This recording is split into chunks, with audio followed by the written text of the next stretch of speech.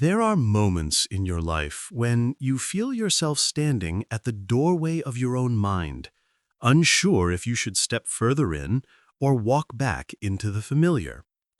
A kind of quiet threshold, a private frontier, a place where you begin to sense that who you appear to be on the surface is only a small portion of who you truly are.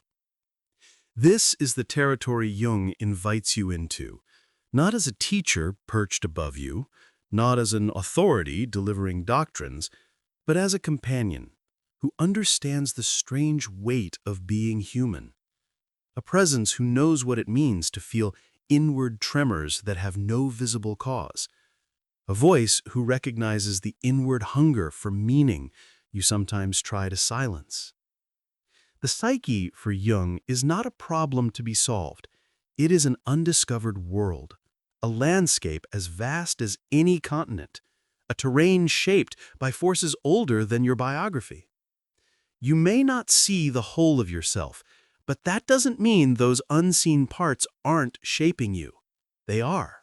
They always are. Jung's entire life was an attempt to map this inner terrain, not with cold diagrams, but with care, curiosity, and a genuine respect for the soul's complexity.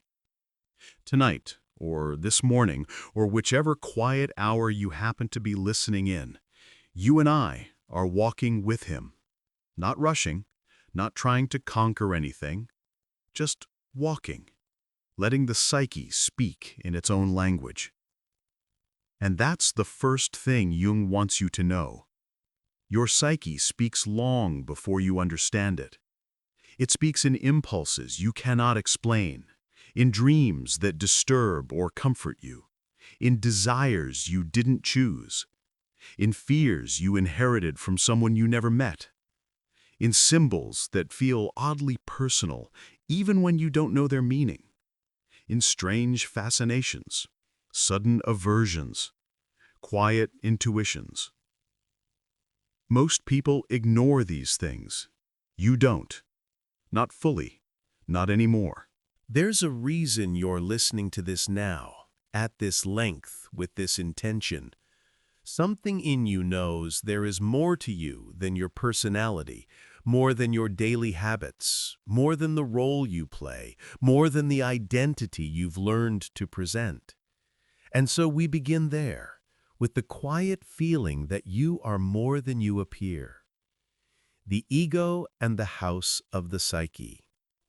Jung calls this deeper center the self. Not your ego, not your preferences, not your achievements, but the deeper center of your being, the root, the core, the quiet nucleus of meaning that lives beneath all the noise. Most people never meet it, or if they do, it's by accident, in heartbreak, in loss, in uncertainty, in the moments when life strips away the familiar and forces them into unfamiliar territory.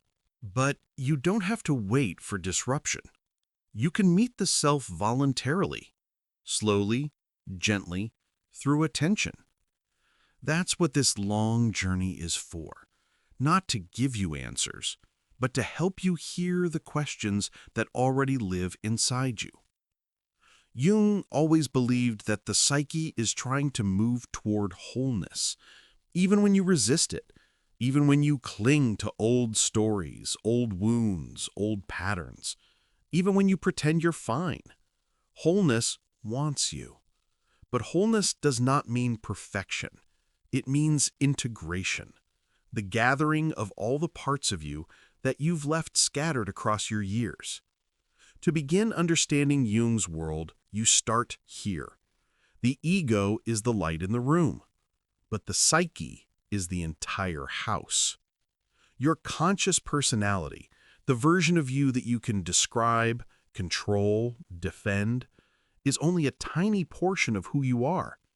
The rest, the rooms you never enter, the hallways you pretend don't exist, the basement you keep locked, the attic you avoid, those are the unconscious, not negative, not dark in the moral sense, but simply unlit, unexplored. Your unconscious is not your enemy. It is simply the part of you that has not yet been lived. Everything you repress, abandon, forget, fear, or refuse to claim gathers there. And because nothing in the psyche dies, it waits. This is why Jung said, until you make the unconscious conscious, it will direct your life and you will call it fate. So begin here, softly. What in you has been living without your permission? What emotions have you outgrown, but still carry? What desires whisper, but never speak aloud? What parts of you never received attention, affection, validation? What stories do you tell to protect yourself from truths you're not ready to admit? You don't need answers now. Just let the questions breathe. Jung doesn't demand self-analysis. He invites self-listening. The more gently you listen, the more the psyche reveals. But most people don't listen. They spend decades living on the surface of themselves, constructing elaborate identities that function perfectly in the world, but starve the soul. They go to work. They fulfill obligations. They maintain relationships. They check boxes. They achieve things. And yet, something inside them remains untouched, unfed, unknown.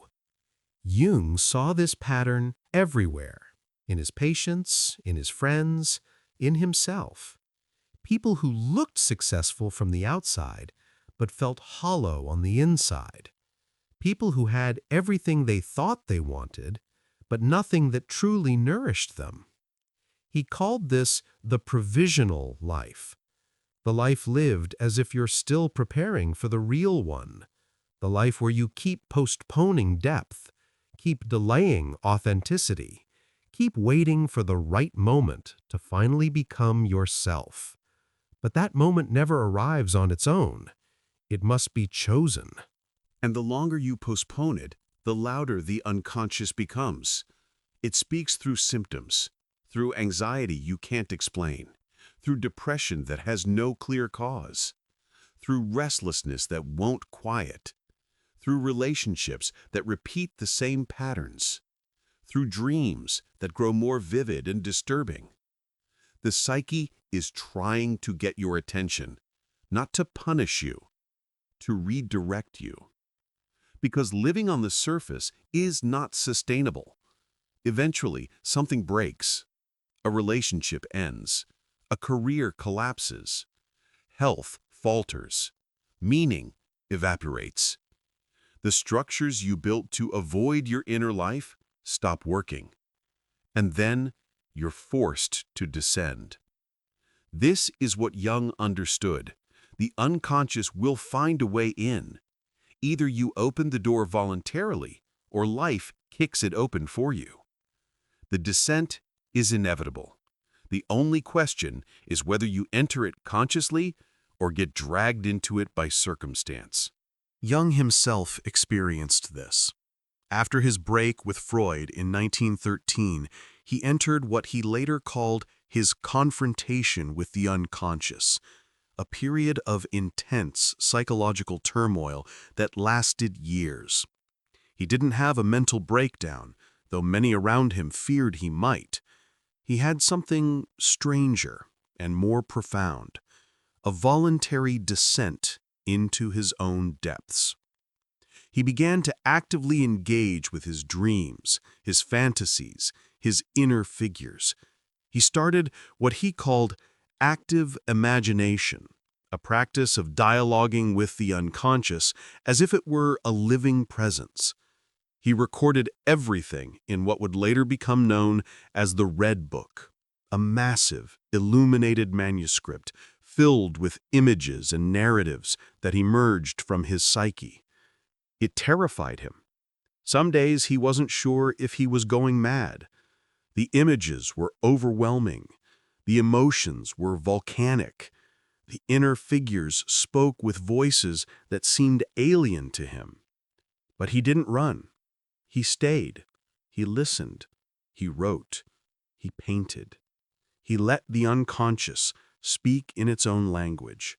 And slowly, over years, something shifted. The chaos began to organize itself.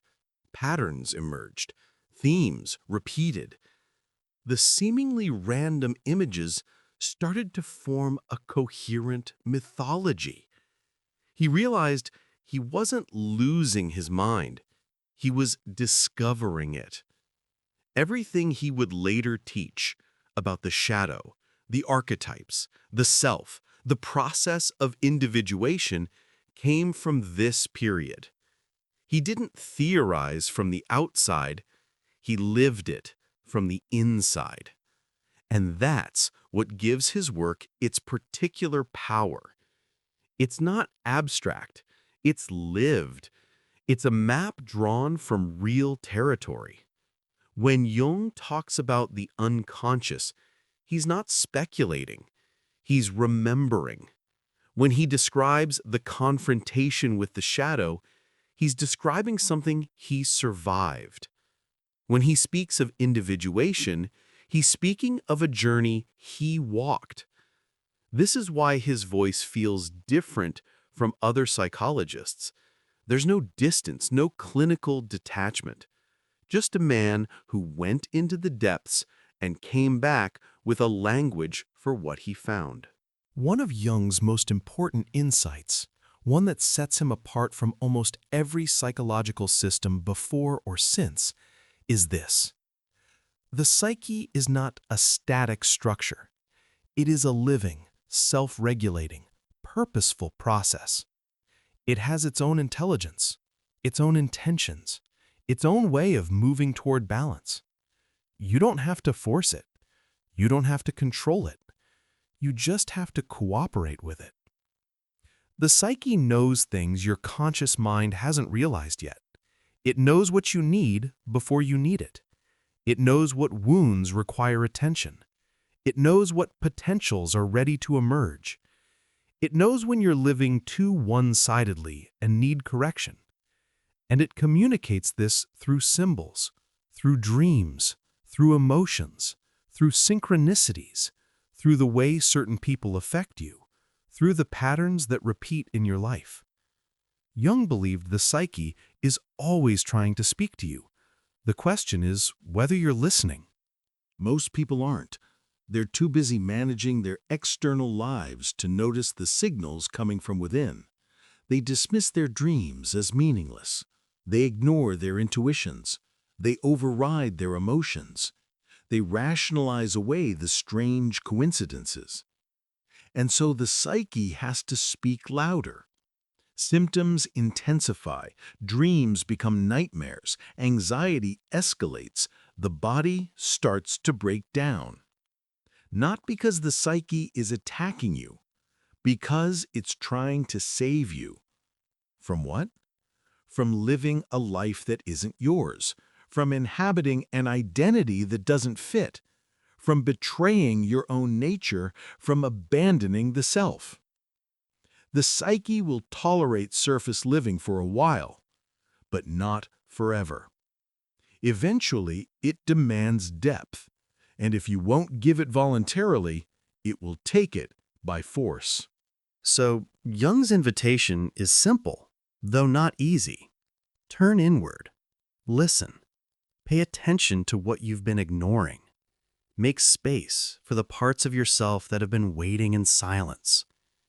Not all at once, not dramatically, not with some heroic gesture. Just gently, patiently, with the understanding that the psyche reveals itself slowly, in layers, over time. You don't need to understand everything immediately. You don't need to decode every dream or interpret every symbol. You just need to begin the conversation. Ask yourself, what wants my attention? What have I been avoiding? What part of me feels unlived? What truth have I been circling but not facing? And then, this is the hardest part, Wait. Listen. Let the answer come in its own time. Because the psyche doesn't operate on your schedule. It has its own rhythm, its own timing, its own way of unfolding. Your job is not to control it. Your job is to create conditions where it can speak. Solitude helps. Silence helps. Dreams help. Writing helps. Walking helps. Anything that quiets the noise of the external world and allows the internal world to rise. Jung called this turning the gaze inward, not in narcissistic self-absorption, but in genuine curiosity about the undiscovered country inside you. And once you begin, once you take that first step across the threshold, everything changes. Not immediately, not obviously, but something shifts, a door opens, a light turns on in a room you didn't know existed. And you realize there is so much more to you than you thought, so much you've been carrying without knowing, so much waiting to be lived. This is where the journey begins. Not with answers, with attention. Not with certainty, with curiosity. Not with control, with listening. The psyche has been speaking to you your entire life. Now, finally, you're ready to hear it. Now we descend into the first room most people would rather avoid, the shadow. Most people misunderstand what Jung meant by the shadow. They think it's the dark part of them, the evil part, the monstrous part, the part they need to fight, suppress, eliminate. But Jung's shadow is something far more nuanced, far more human, and far more essential to wholeness than that. The shadow is not your darkness. The shadow is your unlived life. It holds everything you push away, not only your negative qualities, but also your strengths, talents, truths, desires, even your potential. Any part of you that contradicts the image you maintain becomes shadow. If you pride yourself on being gentle, your shadow holds your aggression. If you pride yourself on being strong, your shadow holds your vulnerability. If you pride yourself on being rational, your shadow holds your intuitions. If you pride yourself on being independent, your shadow holds your need. The shadow is what doesn't fit the story you tell about yourself. And here's what Jung understood that most psychological systems miss. You don't get rid of the shadow. You integrate it. Because the shadow is not foreign to you. It's you. Just the part you haven't claimed yet. The shadow begins forming in childhood the moment you learned what's acceptable and what isn't. Your parents praised certain behaviors and punished others. Your teachers rewarded certain expressions and shamed others. Your culture valued certain qualities and ridiculed others. And so, like every child, you began to adapt. You learned to hide the parts of yourself that brought disapproval. You learned to emphasize the parts that brought love.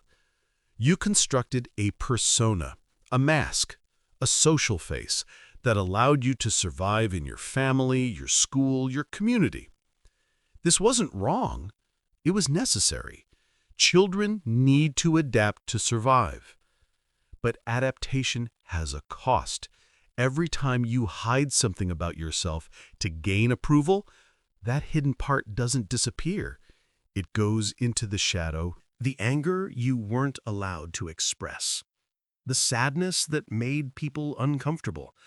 The ambition that seemed selfish. The sensitivity that seemed weak. The wildness that seemed inappropriate. The desire that seemed shameful. All of it went underground, into the basement of your psyche, where it waited. And here's what Jung saw. The shadow doesn't go dormant. It stays alive. It grows in the dark, and it finds ways to express itself through your reactions, Your projections, your dreams, your slip-ups, your sudden impulses. You think you've left it behind, but it's running your life from the shadows. One of the clearest ways to recognize your shadow is through your reactions. The moments when someone triggers you with a disproportionate intensity. Think about the behaviors in others that provoke you, the things that make you irrationally angry, frustrated, judgmental. Someone's arrogance, someone's passivity, someone's neediness, someone's emotional volatility, someone's coldness, someone's lack of discipline. Jung would ask, what does that say about you? Because what you cannot stand in others often reflects something unresolved in yourself. Not the behavior exactly, but the meaning behind it. You might hate arrogance because you've repressed your own need to be seen. You might resent neediness because you've disowned your own vulnerability. You might judge emotional people because you've learned to suppress your feelings. You might criticize passive people because you've exiled your own softness. The reaction tells you where the shadow lives. This doesn't mean everyone you dislike is secretly your mirror. Some people are genuinely difficult. Some behaviors are genuinely harmful. But when your reaction feels larger than the moment, when it feels personal, visceral, disproportionate, that's the shadow speaking. It's saying, look here, something in you needs attention. The second way the shadow appears is through projection, attributing to others what actually lives inside you. Jung believed projection is one of the psyche's most powerful mechanisms. It allows us to see in the external world what we cannot yet see in ourselves. If you intensely admire someone, you may be projecting your own unlived potential onto them. If you're intimidated by someone, you may be projecting a power you haven't yet claimed. If you idealize someone, you may be projecting your own unrecognized value. If you fear someone, you may be sensing a shadow you refuse to meet. Projection isn't a flaw, it's a guide. Your projections show you the pieces of yourself that want to be recognized. The person who inspires you shows you who you could become.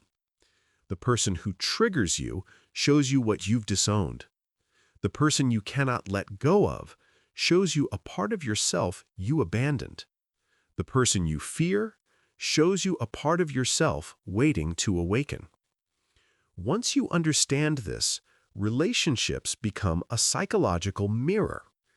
Every strong reaction, every intense attraction, every unexplainable aversion, they're all messengers pointing back to you.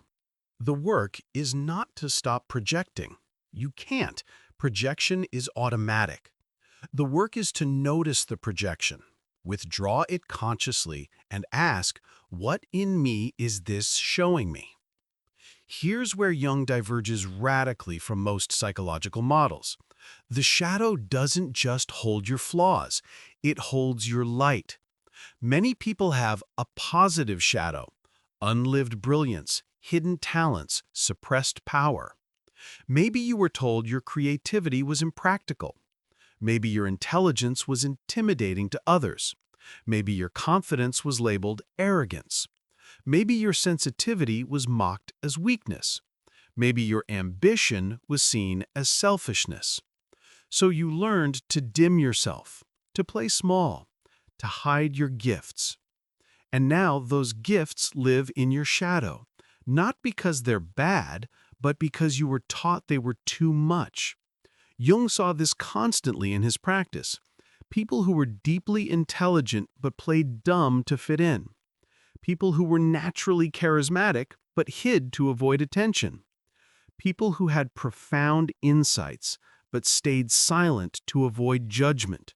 Their light was shadow, and reclaiming it required the same work as reclaiming the dark parts. recognition, acceptance, and integration. You don't overcome the positive shadow by forcing yourself to be confident. You reclaim it by giving yourself permission to be seen. So shadow work is not about exposing your worst. It's about reclaiming your wholeness. There is nothing in you that is foreign to humanity. Nothing you feel, desire, fear, or fantasize about is unique to you. Jung believed the shadow contains universal human material. The aggression, the desire, the envy, the need, the hunger, the chaos that every human carries. The difference is whether you acknowledge it or repress it. When you repress it, it controls you from behind the curtain. When you acknowledge it, it becomes workable.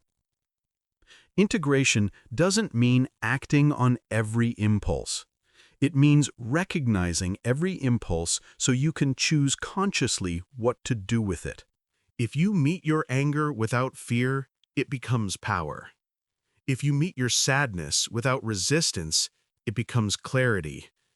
If you meet your envy without shame, it becomes direction. If you meet your chaos without self-hate, it becomes creativity. If you meet your desire without repression, it becomes intimacy. Nothing you find in yourself is unforgivable. Jung believed the psyche is not a battlefield. It is a conversation. You are not fighting your shadow.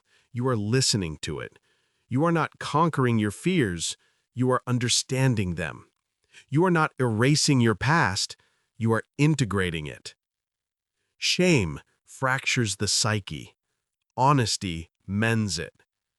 One of the most profound places the shadow appears is in intimate relationships. Jung observed that we tend to marry or deeply attach to people who carry our shadow. Not consciously, but unconsciously, the psyche seeks completion through the other. If you've disowned your anger, you might be drawn to someone fiery. If you've exiled your vulnerability, you might be drawn to someone soft. If you've suppressed your wildness, you might be drawn to someone unpredictable.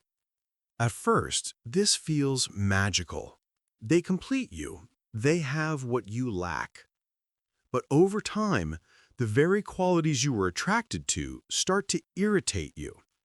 Their anger feels excessive. Their softness feels weak. Their wildness feels chaotic. Why? Because you're projecting your shadow onto them. And when they act out that shadow, you judge them for it, even though you were drawn to them because of it. Jung called this the alchemical marriage, the process of integrating opposites through relationship. The person you love becomes the mirror for what you've disowned. And the work is not to change them. The work is to recognize this quality I judge in them is the quality I've refused in myself. When you reclaim it, the relationship transforms. You stop needing them to carry your shadow. You stop resenting them for being who they are. You start loving them as a whole person, not as a projection screen. Jung didn't stop at personal shadow. He extended the concept to entire cultures. Every society has a collective shadow, qualities, desires, truths that the culture represses. And just like the personal shadow, the cultural shadow doesn't disappear. It goes underground, and it erupts.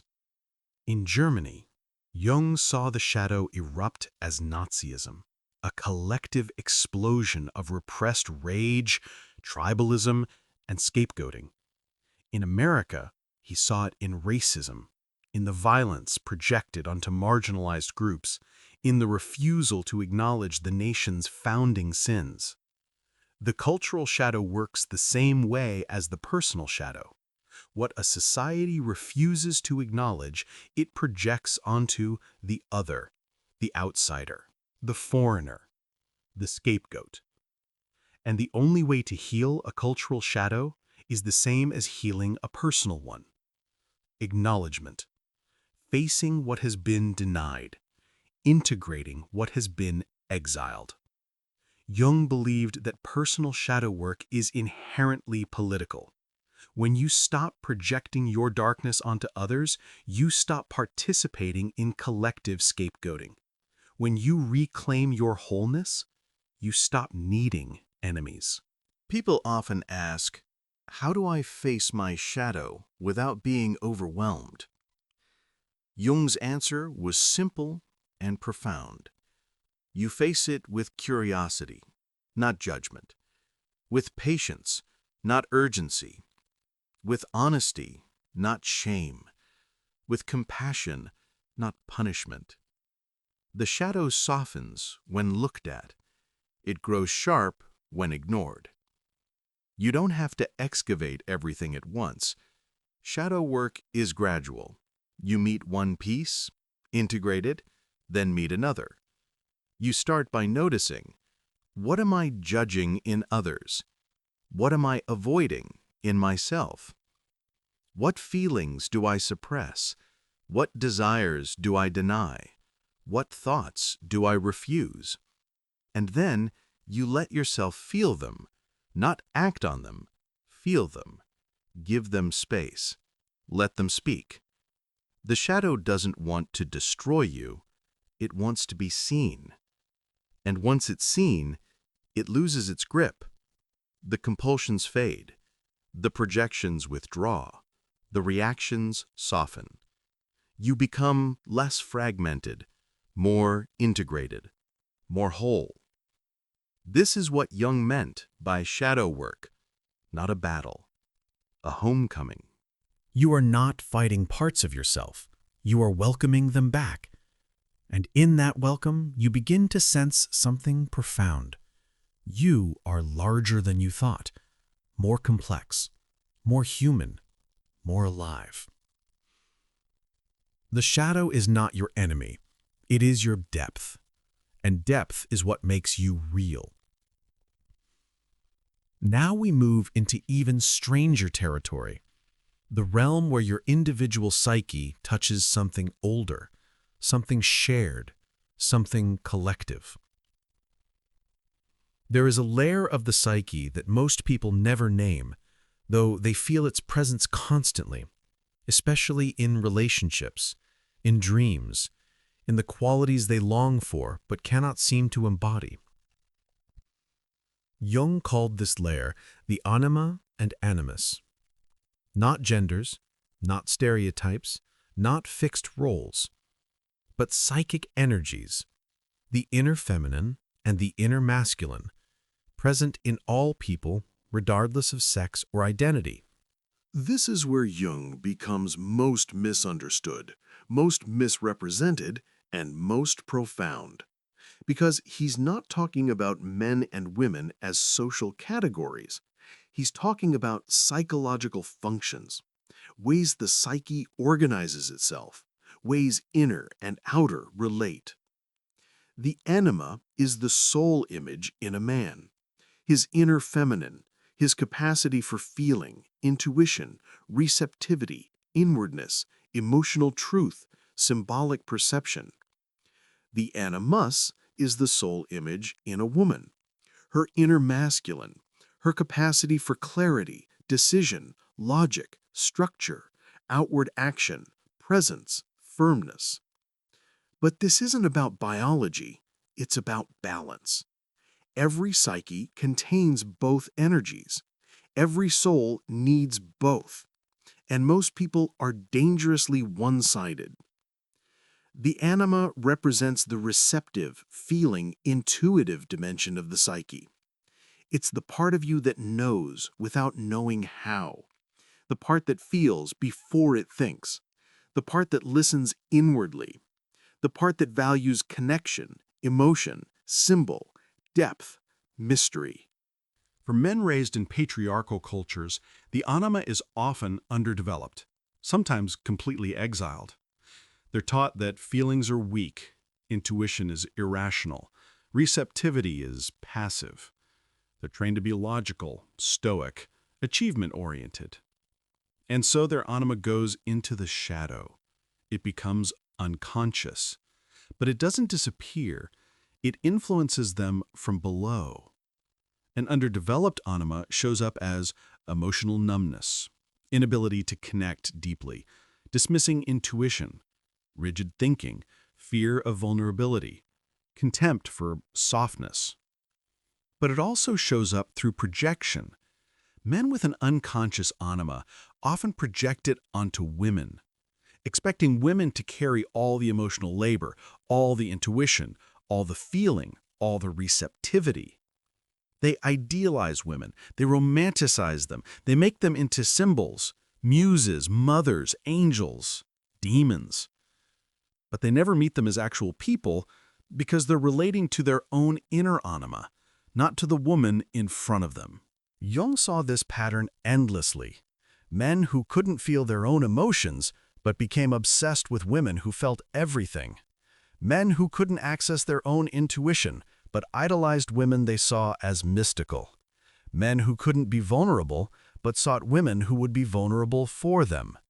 The work, Jung said, is to withdraw the projection, to stop expecting women to carry your anima and start developing it yourself, to feel your own feelings, to trust your own intuition, to allow receptivity without seeing it as weakness, to value emotional truth alongside rational truth. When a man integrates his anima, he doesn't become less masculine, he becomes more whole. He can think clearly and feel deeply. He can act decisively and listen inwardly. He can be strong and tender. He stops needing women to complete him because he's completed himself. The animus represents the directing, clarifying, structuring dimension of the psyche. It's the part of you that makes decisions, the part that says this direction, not that one, the part that brings order to chaos, the part that acts with intention, speaks with authority, creates with purpose. For women raised in patriarchal cultures, the animus is often wounded, sometimes violently suppressed. They're taught that assertiveness is aggression, clarity is coldness, ambition is selfishness. They're trained to be accommodating, uncertain, deferential. And so their animus goes into the shadow. It becomes unconscious, but it doesn't disappear. It influences them from below. An underdeveloped animus shows up as chronic indecision, inability to set boundaries, silencing your own truth, absorbing others' opinions, losing yourself in relationships, paralysis in the face of choice. But it also shows up through projection. Women with an unconscious animus often project it onto men, expecting men to provide direction, clarity, authority, protection. They idealize strong men. They romanticize certainty. They give away their power to anyone who seems more decisive.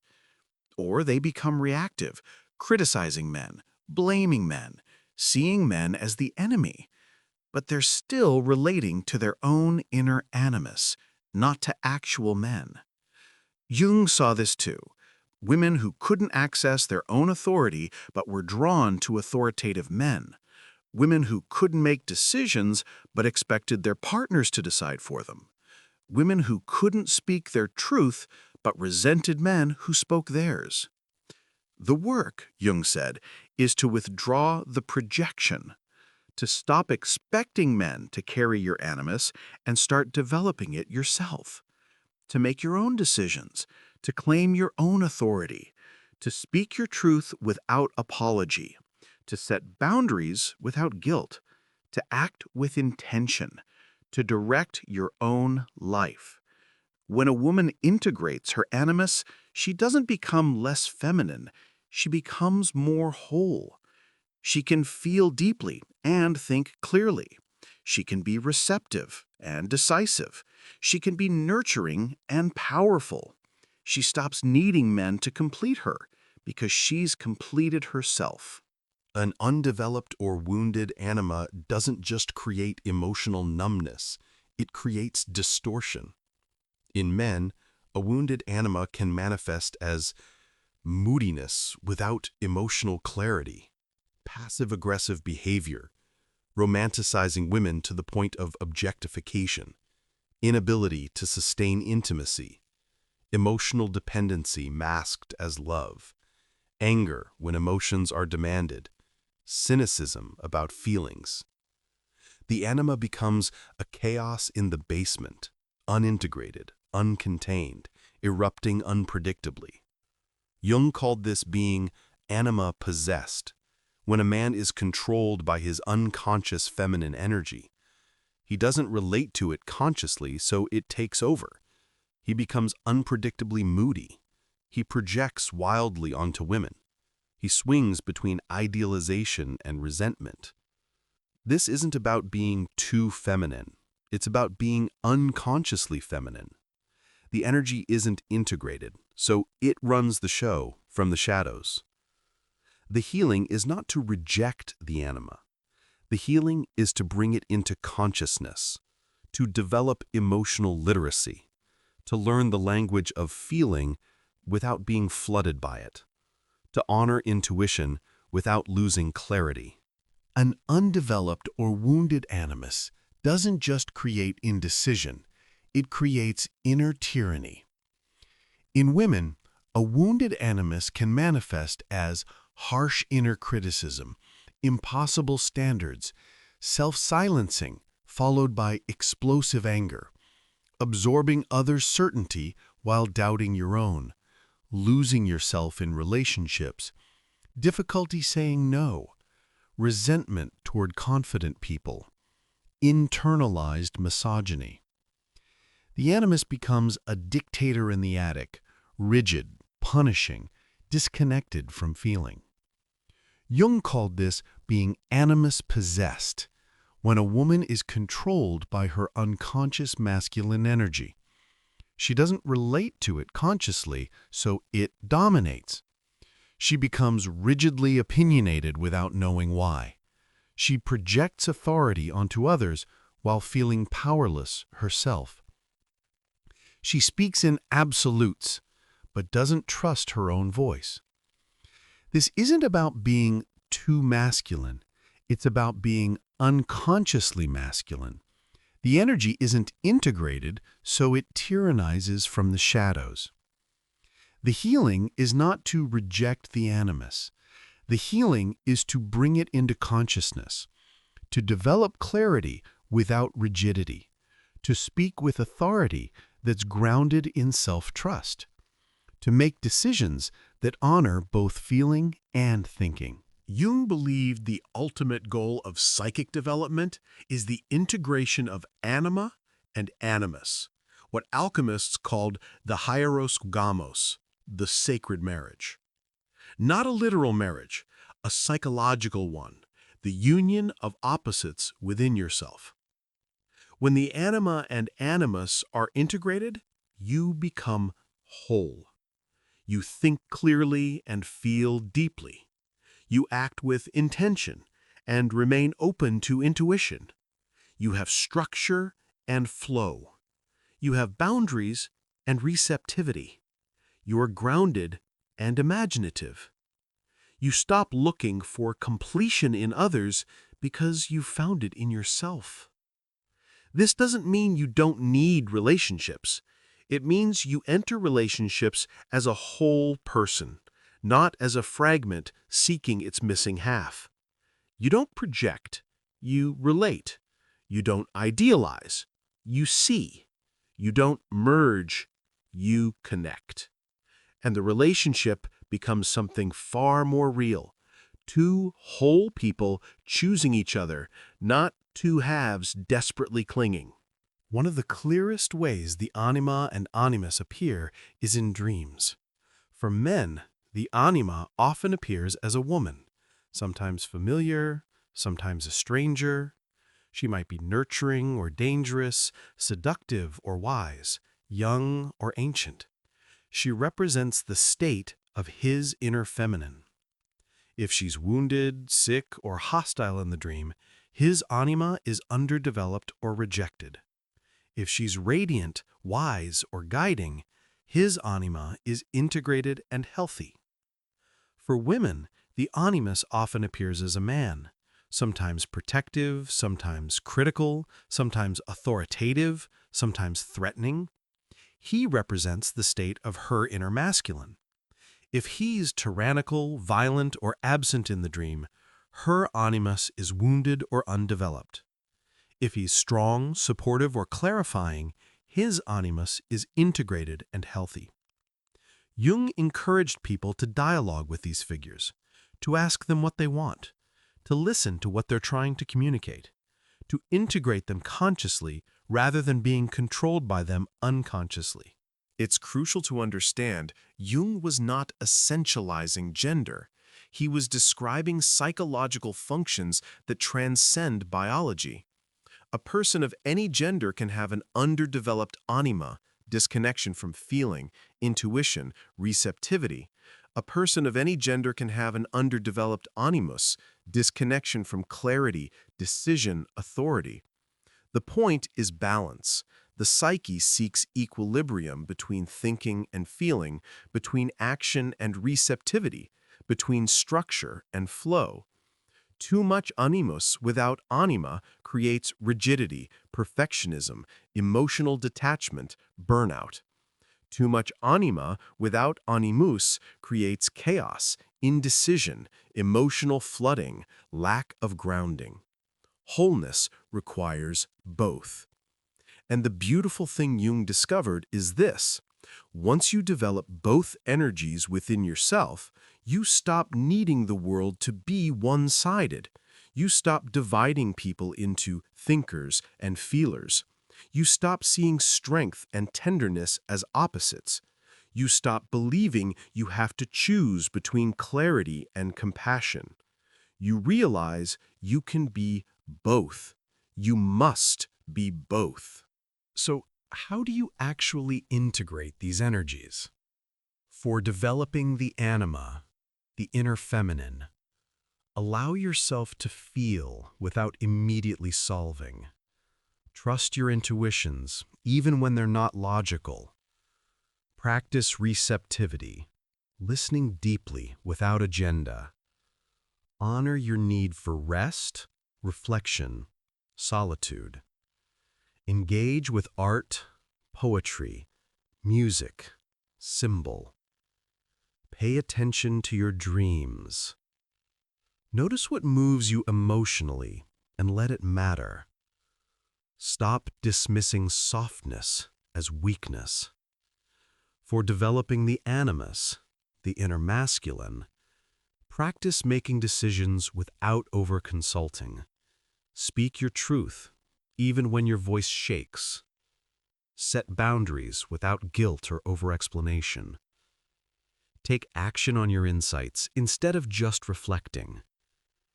Develop your authority, your capacity to direct your own life. Stop abandoning yourself to keep peace. Notice when you defer to others' certainty, and reclaim your own. Create structure that supports your values. Both energies strengthen each other. When your anima is developed, your animus becomes grounded in feeling rather than rigid thinking. When your animus is developed, your anima becomes expressed in the world rather than staying internal. You don't choose one over the other. You integrate both. And in that integration, you become capable of something most people never achieve: wholeness. Once you've begun integrating your anima and animus, relationships transform. You stop seeking someone to complete you. You stop projecting your undeveloped energies onto your partner. You stop expecting them to carry what you've refused to develop in yourself. Instead, you meet them as a whole person meeting another whole person. You don't need them to be emotional for you. You have your own emotional depth. You don't need them to be strong for you. You have your own strength. You don't need them to make decisions for you. You trust your own clarity. You don't need them to hold space for you. You can hold space for yourself. And paradoxically, this makes intimacy deeper because you're not relating out of need, you're relating out of choice, out of genuine desire, out of recognition. You see them as they actually are, not as a projection of your psychic needs, and they see you.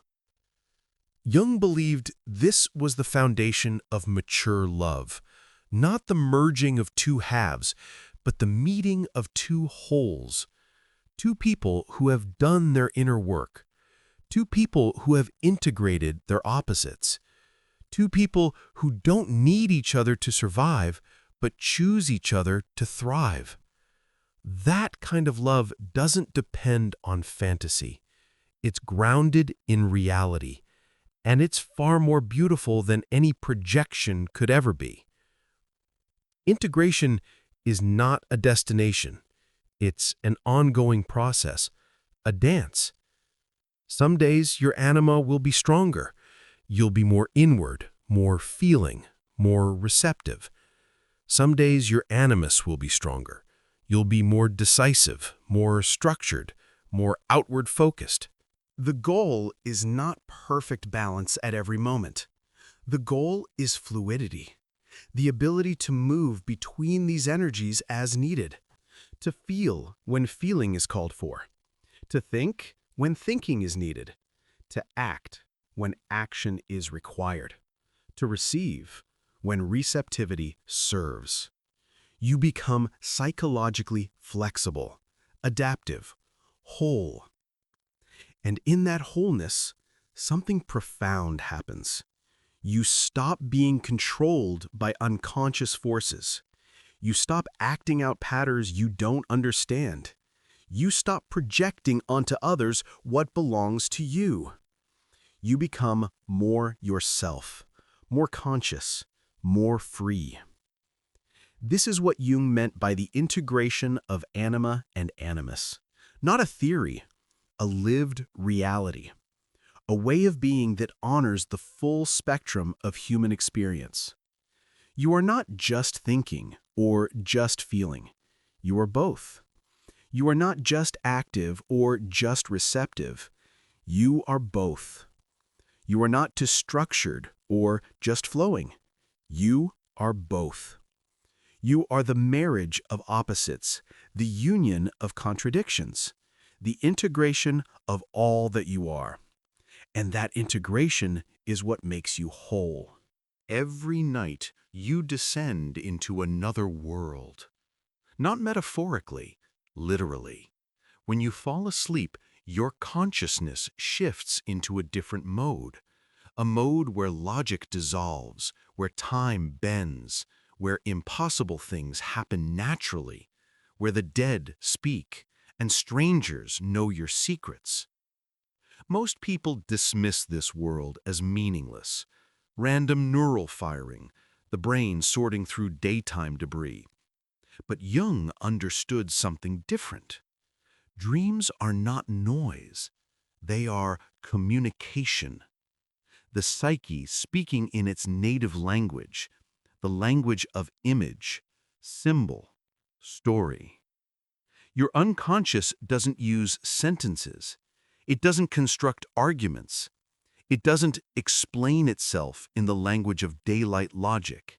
It shows. It enacts. It creates theater.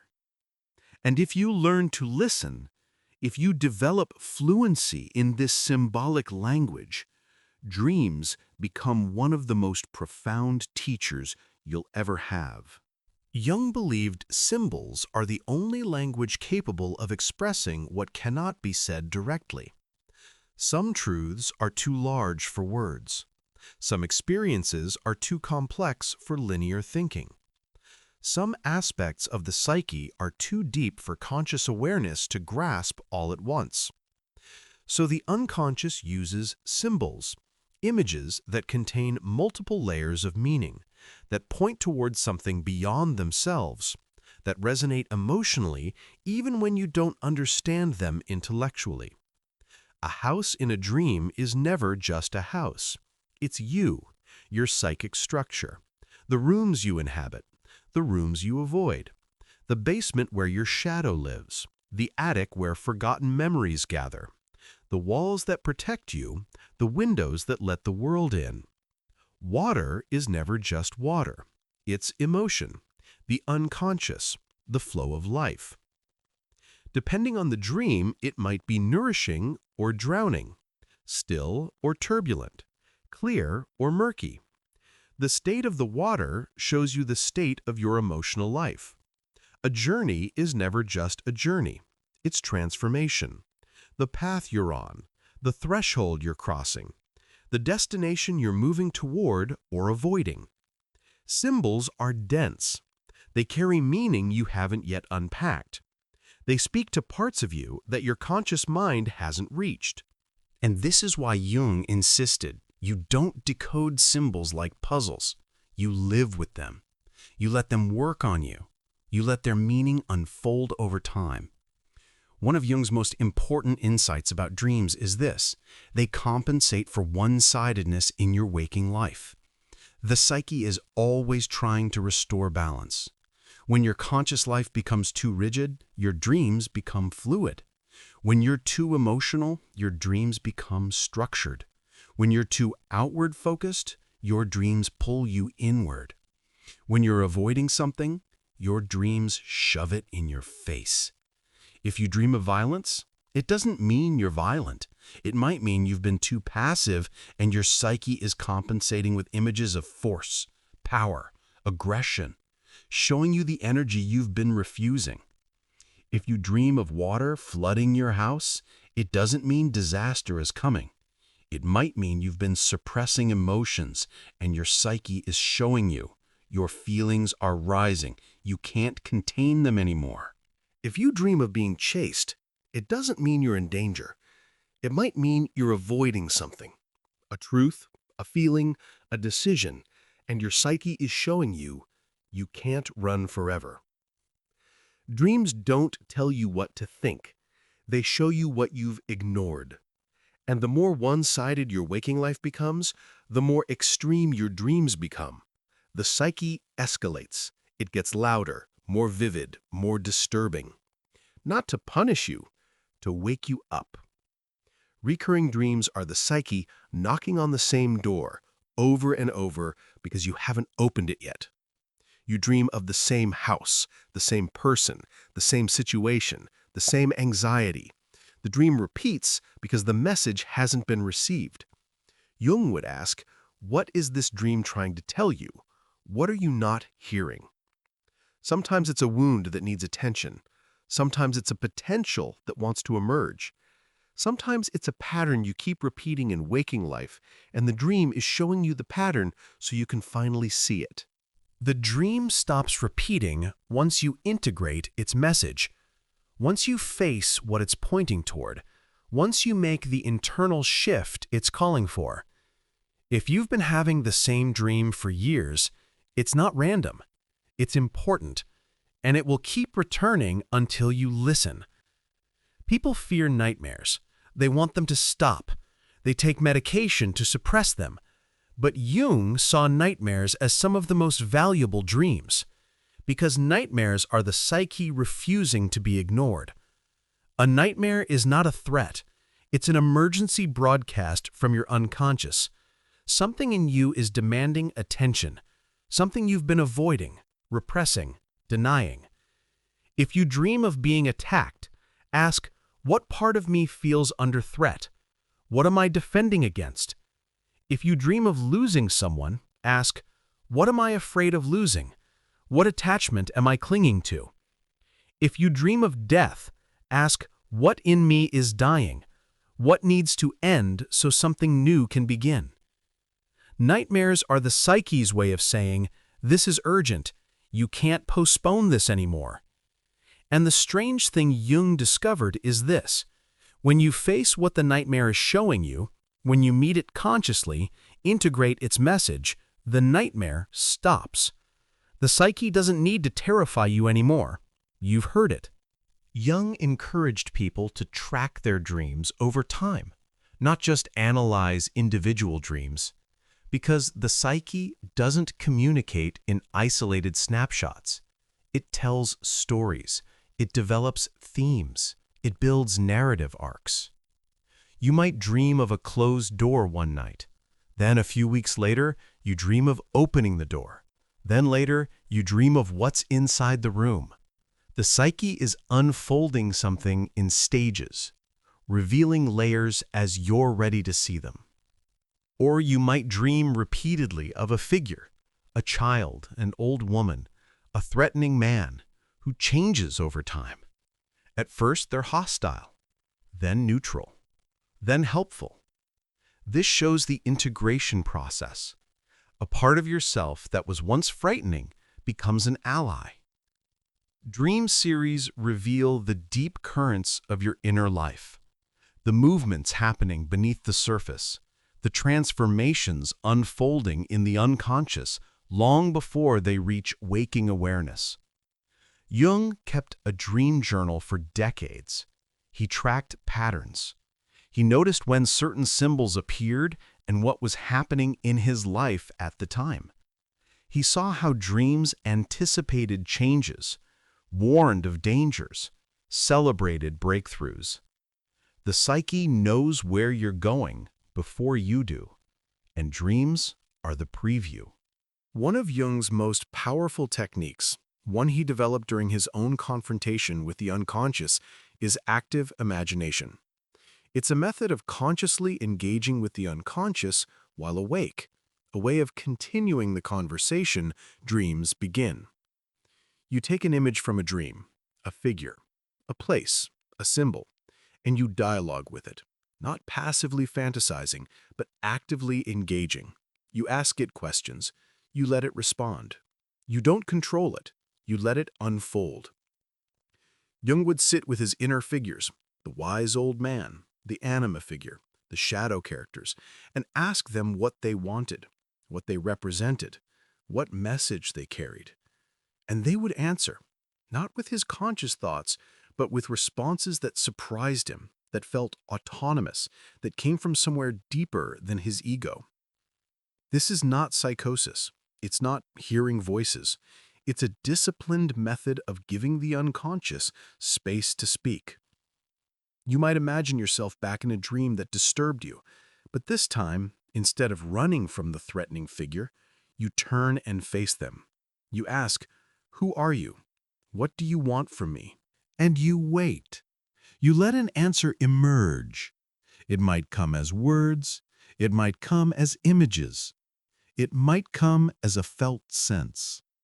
The key is you don't make it up. You let it come. Active imagination is how Jung integrated his own psyche. It's how we learn to cooperate with the unconscious instead of fighting it. It's how he turned inner chaos into inner dialogue. And it's a practice anyone can develop, not as escapism, as integration. Now we move into the territory where Jung becomes most controversial, most misunderstood, and most profound. Synchronicity. Not everything happens for a reason, not the universe is sending you signs, not magical thinking or superstition. Synchronicity is a meaningful coincidence, an event in the external world that mirrors an event in the internal world in a way that feels charged with significance. You dream of an old friend you haven't thought about in years. The next day, they call. You're struggling with a question, and you overhear a stranger say exactly the sentence you needed to hear. You find a book that falls open to the page that speaks directly to your situation. You keep seeing the same symbol, an animal, a number, an image, in unrelated contexts, and each time it appears, it resonates. Jung didn't believe these were random, but he also didn't believe they were caused by your thoughts manifesting reality. He believed they were moments when the boundary between inner and outer becomes permeable, when the unconscious and the conscious, the psyche and the world briefly align, not because you control reality, but because reality is more patterned, more meaningful, more interconnected than we usually perceive. Jung called this the acausal connecting principle, meaning without cause, two events connected not by causation, but by meaning. Synchronicity matters because it challenges the dominant worldview that the psyche is isolated, that consciousness is locked inside your skull, that meaning is something you impose on a meaningless world. Jung's experience, and the experience of thousands of his patients, suggested something different. The psyche is not separate from the world. It participates in the world. And sometimes the world speaks back. Synchronicities often occur at liminal moments, times of transition, crisis, deep inner work, grief, falling in love, major decisions, times when your psyche is especially active, especially open. They feel like confirmations, like nods from something larger, like the universe or your own deeper self saying, "You're on the right path. Keep going." Jung didn't worship synchronicities. He didn't tell people to make decisions based on them, but he paid attention to them. He saw them as signals of alignment, moments when your inner process and your outer life were moving in the same direction. And he noticed, the more psychologically aware you become, the more synchronicities you notice. Not because they increase, but because you're paying attention. You're attuned to the symbolic dimension of life. This is the shift Jung invites. Stop living literally. Start living symbolically. Not in the sense of denying reality or retreating into fantasy, but in the sense of recognizing that everything carries multiple layers of meaning. A person who frustrates you is not just frustrating. They're also showing you something about yourself. A projection, a trigger, a wound. A dream you dismiss as just a dream is also a message from your unconscious about where you are in your inner journey. A coincidence that makes you pause is also a moment of synchronicity, a sign of alignment, a confirmation, a clue. A loss you're grieving is also a transformation, an ending that makes space for a beginning you can't yet see. When you adopt what Jung called the symbolic attitude, life becomes richer, deeper, more textured, more alive. You stop seeing the world as flat, mechanical, meaningless. You start seeing it as layered, intelligent, speaking. Not because you're projecting meaning onto chaos, but because you're finally perceiving the meaning that was always there. Here's what Jung understood that most modern psychology misses. The psyche is not just reacting. It's intelligent. It knows things your ego doesn't know. It sees patterns your conscious mind hasn't noticed. It understands your life from a deeper vantage point.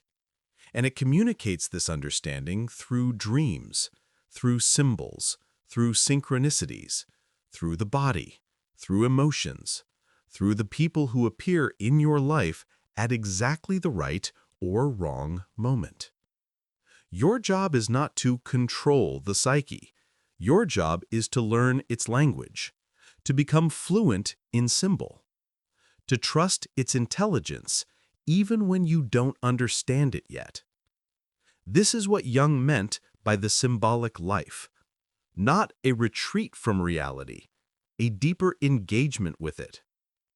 A life where you pay attention to what your psyche is showing you, where you honor your dreams, where you notice the patterns, where you trust your intuitions, where you let meaning emerge instead of forcing conclusions. A life where you walk with your unconscious instead of against it. And in that partnership, something extraordinary happens. You begin to feel guided, not by an external force, but by something inside you that knows the way. Now we descend even deeper into the layer of the psyche that is older than you, older than your family, older than your culture. There comes a point in any exploration of the psyche where you realize not everything in you is personal. Some of the images in your dreams are not from your childhood. Some of the fears you carry are not from your biography. Some of the symbols that move you are not from your culture. They come from somewhere older, deeper, shared. Jung called this layer the collective unconscious, the psychological inheritance of humanity, the deep structure of the psyche that every person is born into, regardless of time or place or upbringing. This is not mystical, it's structural. Just as your body carries the biological memory of your ancestors, the instincts, the reflexes, the evolutionary adaptations that allowed humans to survive, your psyche carries the psychological memory of humanity. Not memories of specific events, memories of patterns. The pattern of the mother who nurtures and the mother who devours. The pattern of the hero who ventures into the unknown. The pattern of the wise elder who offers guidance. The pattern of the trickster who disrupts order. The pattern of the shadow who threatens and transforms. These patterns, these archetypal forms, appear in every culture, in every mythology, in every religion, in every era, not because cultures copied each other, but because they emerged from the same deep structure of human experience. Jung didn't invent archetypes. He gave them psychological language. Archetypes are not images. They are not characters. They are not fixed forms. They are potentials, patterns of psychic energy, structures that shape how you experience the world, how you relate to others, how you move through life. Think of them like the deep grammar of a language. You never see the grammar directly. You see it in action, in sentences, in stories, in speech. But the grammar itself is invisible. It's the structure beneath the content. Archetypes are the grammar of the psyche. You never encounter them directly. You encounter them in specific forms, in your dreams, in the people who affect you, in the myths and stories that move you, in the roles you find yourself playing. But beneath all those specific forms is the archetypal pattern. The mother archetype is not your personal mother. It's the pattern of mothering, nurturing, protecting, nourishing, but also engulfing, devouring, controlling. Every actual mother activates this archetype, but no mother is the archetype. She's a unique expression of it. The hero archetype is not a specific person. It's the pattern of venturing into the unknown, facing challenges, undergoing transformation, and returning with something valuable. Every hero's journey in every culture follows this pattern because it reflects a deep structure of human psychological development. Archetypes are like the skeleton of meaning, and your personal life is the flesh that grows around it. The first archetype most people encounter consciously is the persona, the mask you wear to survive the social world. The word comes from the Latin for mask, the theatrical masks actors wore in ancient plays to show which character they were playing. Your persona is not fake, it's adaptive. It's the version of yourself you present to the world so you can function in society, hold a job, maintain relationships, navigate public spaces.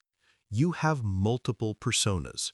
The professional you at work, the relaxed you with friends, the responsible you with family, the confident you in certain situations, the reserved you in others. None of these are lies. They're aspects of you, but they're incomplete. They're curated. They're designed for external consumption, not internal truth. The danger comes when you mistake the persona for the self, when you forget there's more to you than the mask, when you start believing your own performance. Jung saw this constantly. People who had spent so long being their persona that they no longer knew who they were beneath it. They were praised for being competent, agreeable, successful, strong, and they became terrified of removing the mask because they feared nothing would be underneath. But there is always something underneath: the self, the shadow, the unlived potential, the parts you didn't show because they weren't socially acceptable. The work is not to destroy the persona. It's to recognize it's a tool, not your identity, to know when to wear it and when to take it off, to have a private self that's richer, deeper, more real than the public one. Because no mask can breathe for you. The persona allows you to function. It cannot allow you to live. You've already met the shadow, but now you understand it archetypally. The shadow is not just your personal rejected qualities. It's an archetypal pattern: the excluded, the denied, the exiled, what doesn't fit the image you maintain. Every culture has a collective shadow, the qualities the society rejects. In a culture that values rationality, emotion becomes shadow. In a culture that values strength, vulnerability becomes shadow. In a culture that values compliance, rebellion becomes shadow. And every individual carries both a personal shadow, your unique rejected qualities, and a cultural shadow, the collective rejected qualities you've internalized. Integration means reclaiming both, meeting what you've personally disowned and what your culture taught you to disown. The shadow archetype appears in myths as the dark twin, the enemy, the monster, the outcast. But Jung understood the monster is not evil, it's unlived, and it contains the very energy you need to become whole. You've explored these already, but now understand them archetypally. The anima and animus are not personal. They're archetypal patterns of how the psyche bridges consciousness and the unconscious, how inner and outer relate, how thinking and feeling integrate. The anima, inner feminine, appears in men's dreams as a woman, sometimes the nurturing mother, sometimes the seductive lover, sometimes the wise woman, sometimes the destructive witch. Her form shows the state of his relationship with his own inner life. The animus, inner masculine, appears in women's dreams as a man, sometimes the protective father, sometimes the critical judge, sometimes the inspiring hero, sometimes the threatening attacker. His form shows the state of her relationship with her own authority and clarity. These are not literal people. They're psychic functions taking symbolic form.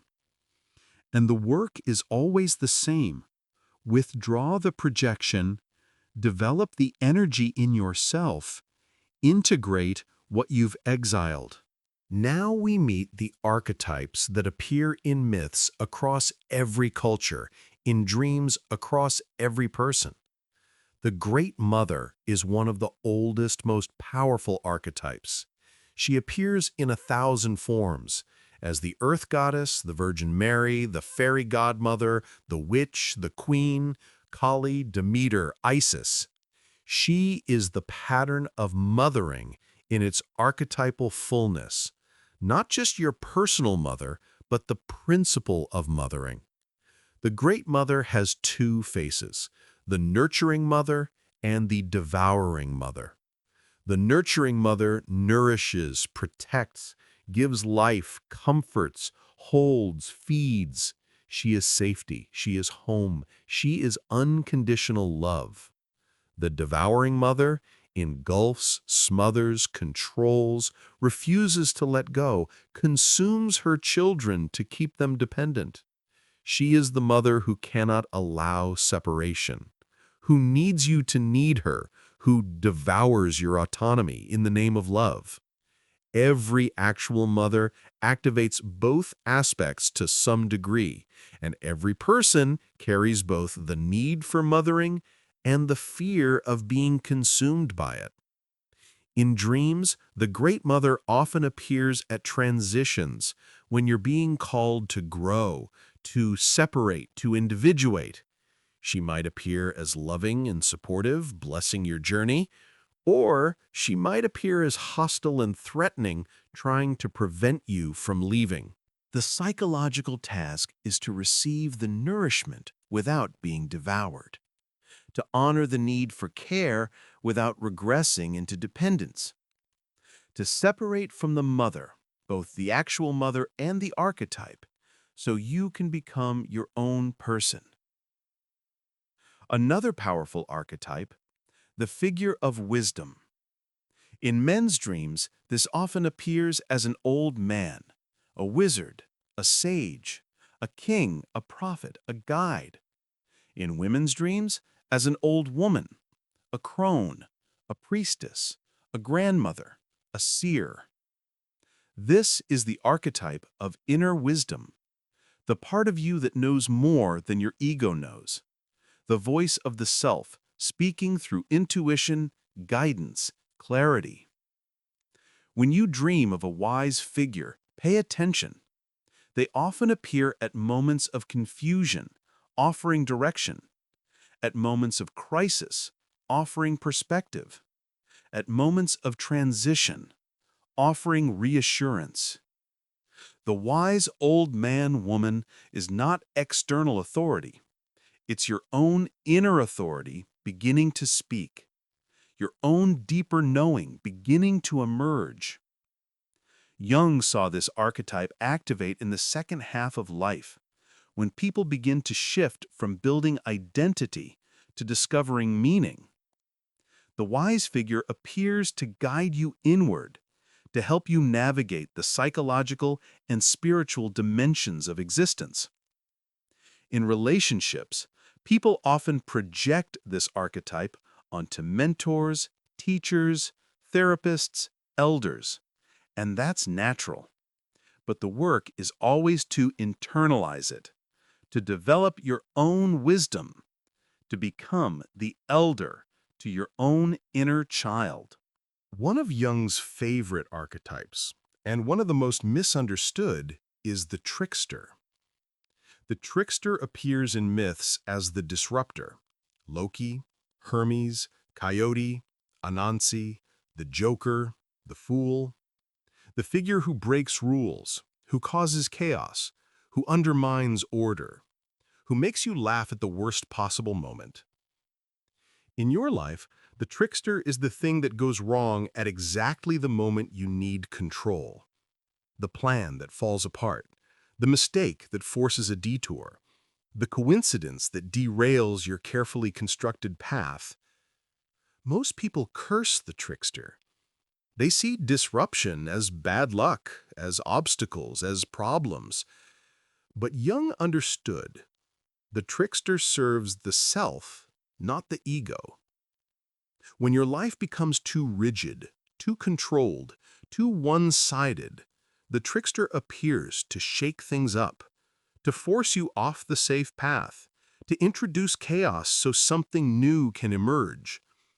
The trickster is the sacred function of disruption. It breaks what needs to break. It humbles what needs humbling. It reveals what you are avoiding. And often, in retrospect, you realize that disaster was the best thing that could have happened. That disruption saved you from a path that would have starved your soul.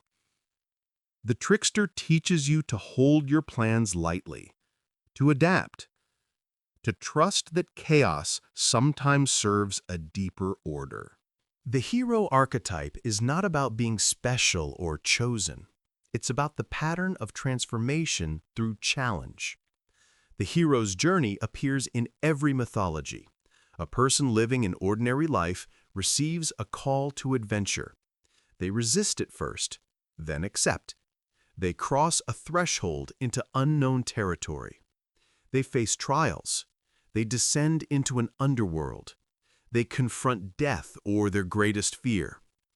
They retrieve something valuable, wisdom, treasure, a boon.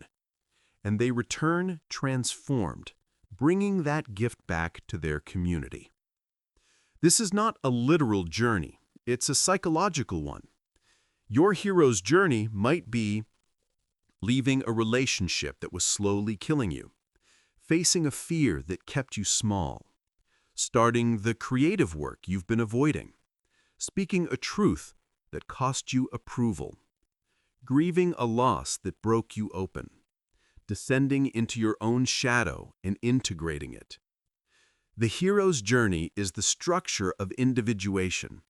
You can't become yourself without leaving the familiar, facing the unknown, confronting what you've avoided, and returning changed.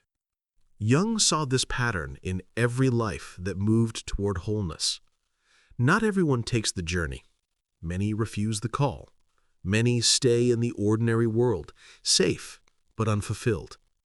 But for those who cross the threshold, who enter the depths, who face the dragon, who retrieve the treasure, life becomes mythic.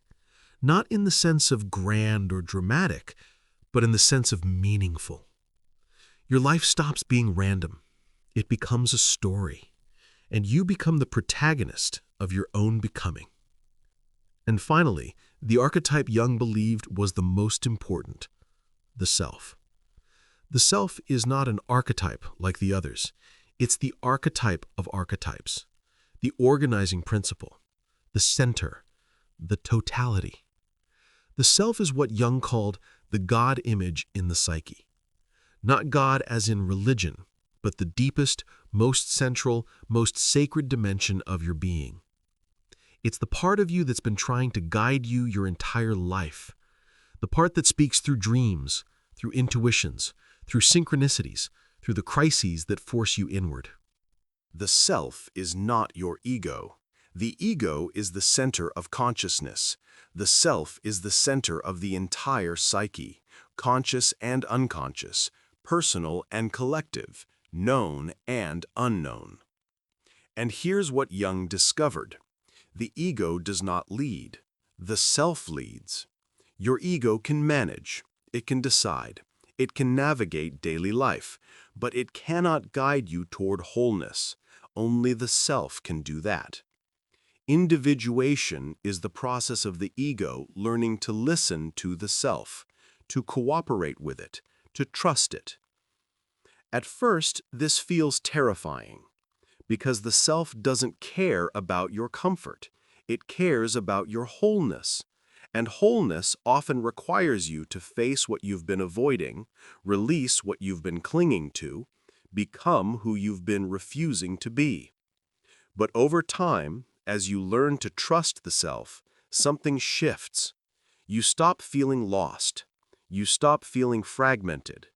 You start feeling guided, not by an external force, but by something deep inside you that has always known the way. The self appears in dreams as mandalas, circles, quaternities, sacred figures, radiant children, wise guides. It appears as symbols of wholeness, integration, completion.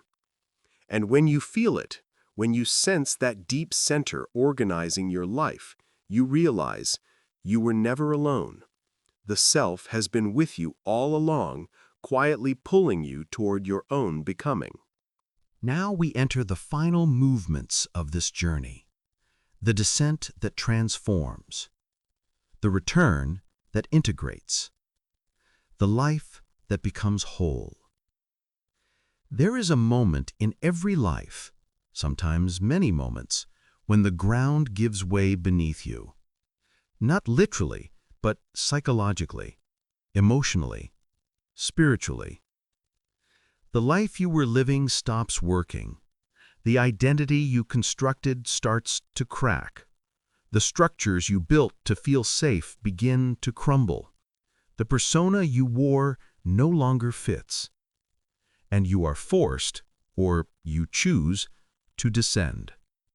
Into uncertainty, into grief, into the unknown parts of yourself, into the depths you've been avoiding. Jung called this the confrontation with the unconscious. Mythologies call it the underworld journey. Spiritual traditions call it the dark night of the soul. But whatever name you give it, the experience is the same. You cannot stay on the surface anymore.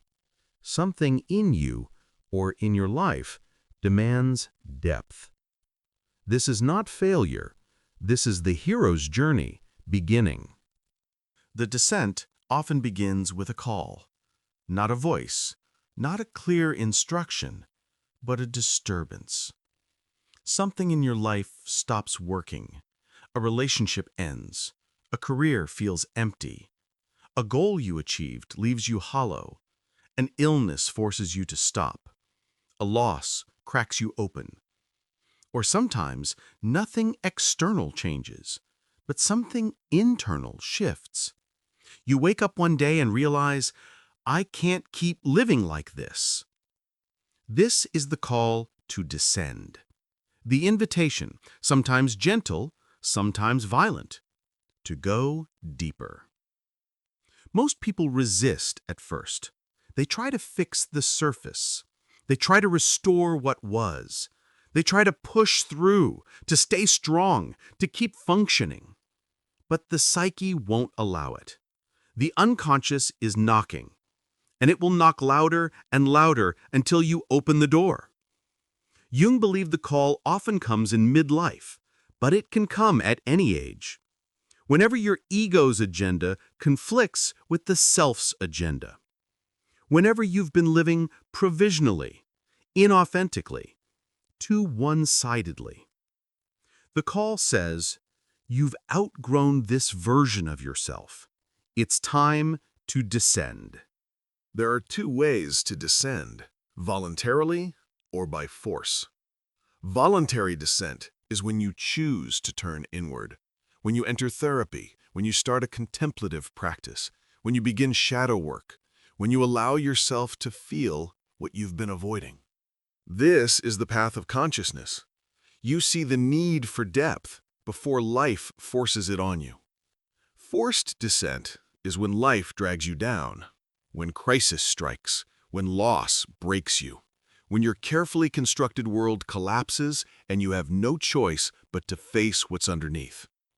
This is the path of necessity. You didn't choose it, it chose you. Both paths lead to the same place, the confrontation with what you've been avoiding. But voluntary descent is gentler. You have more control. You can pace yourself. You can prepare. Forced descent is brutal. It strips everything away at once. It leaves you raw, exposed, without defenses. Jung himself experienced voluntary descent. After his break with Freud, he chose to enter his own depths. He engaged with his unconscious deliberately, through active imagination, through recording his dreams, through dialogue with his inner figures. It was terrifying, but it was chosen. Many of his patients experienced forced descent. They came to him after breakdowns, after losses, after their lives fell apart. They didn't choose the descent, but they were in it nonetheless. And Jung's message to them, to anyone in the depths, was always the same. Don't resist it. Don't try to climb out too quickly. There is something here you need to find. The descent is not punishment, it's initiation. In every hero's journey, there's a moment when you cross the threshold, when you leave the ordinary world and enter the unknown. In psychological terms, this is the moment when you stop trying to maintain your old identity and allow yourself to not know who you are anymore. It's the moment when you admit, I don't have it together. I'm not fine. I'm lost. This feels like failure. It feels like weakness. It feels like falling apart. But Jung understood this is the beginning of transformation. You cannot become someone new while clinging to who you were. You cannot integrate your shadow while maintaining your persona. You cannot individuate while protecting your ego's self-image. Something has to break. Something has to die. Not literally, symbolically, psychologically. The version of you that needed to be strong all the time. The version that had to be liked. The version that avoided conflict. The version that stayed small to keep others comfortable. The version that performed instead of feeling. That version has to go. Gently, if possible, but it has to go. Crossing the threshold means accepting, I don't know what comes next. I can't see the path. I'm in the dark now. And that unknowing, that surrender of certainty is terrifying because your ego wants control. It wants to know. It wants to manage. But the self operates differently. It doesn't give you a map. It gives you the next step, and only the next step. Crossing the threshold means trusting that the path will reveal itself as you walk it, that you don't need to see the whole journey. You just need to take the next step into the dark. Once you've crossed the threshold, once you've entered the depths, you begin to encounter the inhabitants of your unconscious. Not as abstractions, as presences, as figures in dreams, in active imagination, in sudden emotions that seem to come from nowhere. You meet the wounded child, the part of you that never received what it needed, the part that's still waiting for someone to see it, to hold it, to say you're enough. This child appears in dreams as a vulnerable figure, sometimes lost, sometimes crying, sometimes in danger. And the psychological task is not to rescue this child from the outside, but to become the adult who can hold them, to give yourself what you never received. You meet the abandoned adolescent, the part of you that had to grow up too fast, that had to suppress its wildness, its rebellion, its sexuality, its creativity, the part that was shamed into compliance. This adolescent appears in dreams as a defiant figure, sometimes angry, sometimes reckless, sometimes seductive. And the task is not to suppress them again, but to give them space, to let them speak, to reclaim the energy you exiled. You meet the unlived potentials, the versions of yourself you could have become if you'd made different choices. The artist you never became, the traveler you never allowed yourself to be, the voice you never let speak. These appear in dreams as figures who represent what you sacrificed. And the task is not to grieve what was lost, but to ask, is it too late? Can I still live this? Often the answer is yes. Not in the way you imagined when you were younger, but in a form that fits your current life. You meet the ancestors, not literally, but psychologically. The patterns you inherited, the wounds passed down through generations, the unspoken traumas that shaped your family. These appear in dreams as parental figures, grandparents, or simply as a presence, a weight, a shadow you've been carrying without knowing why. And the task is to differentiate. This is not mine. This belonged to them. I can honor it without living it. At some point in the descent, you reach what mystics call the dark night of the soul. The moment when everything that used to give you meaning stops working. Your beliefs no longer comfort you. Your goals no longer motivate you. Your relationships no longer fulfill you. Your identity no longer makes sense. You feel empty, hollow, lost. Like everything you built was a lie, and now you're standing in the rubble with nothing to hold on to. Jung understood this as a necessary stage. The ego must be emptied before the self can fill it. The old must die before the new can be born. This is not depression in the clinical sense, though it can feel similar. It's existential. It's the dissolution of meaning before meaning can reconstellate at a deeper level. In the dark night, you cannot think your way out. You cannot fix it. You cannot force meaning to return. You can only wait. You can only sit in the void. You can only trust, without evidence, without certainty, that something is happening beneath the surface. This is the hardest part of the descent, because it feels like nothing is happening, like you're just stuck in darkness, wasting time, falling apart. But Jung would say, the psyche is working, it's reorganizing, it's integrating, it's preparing you for what comes next.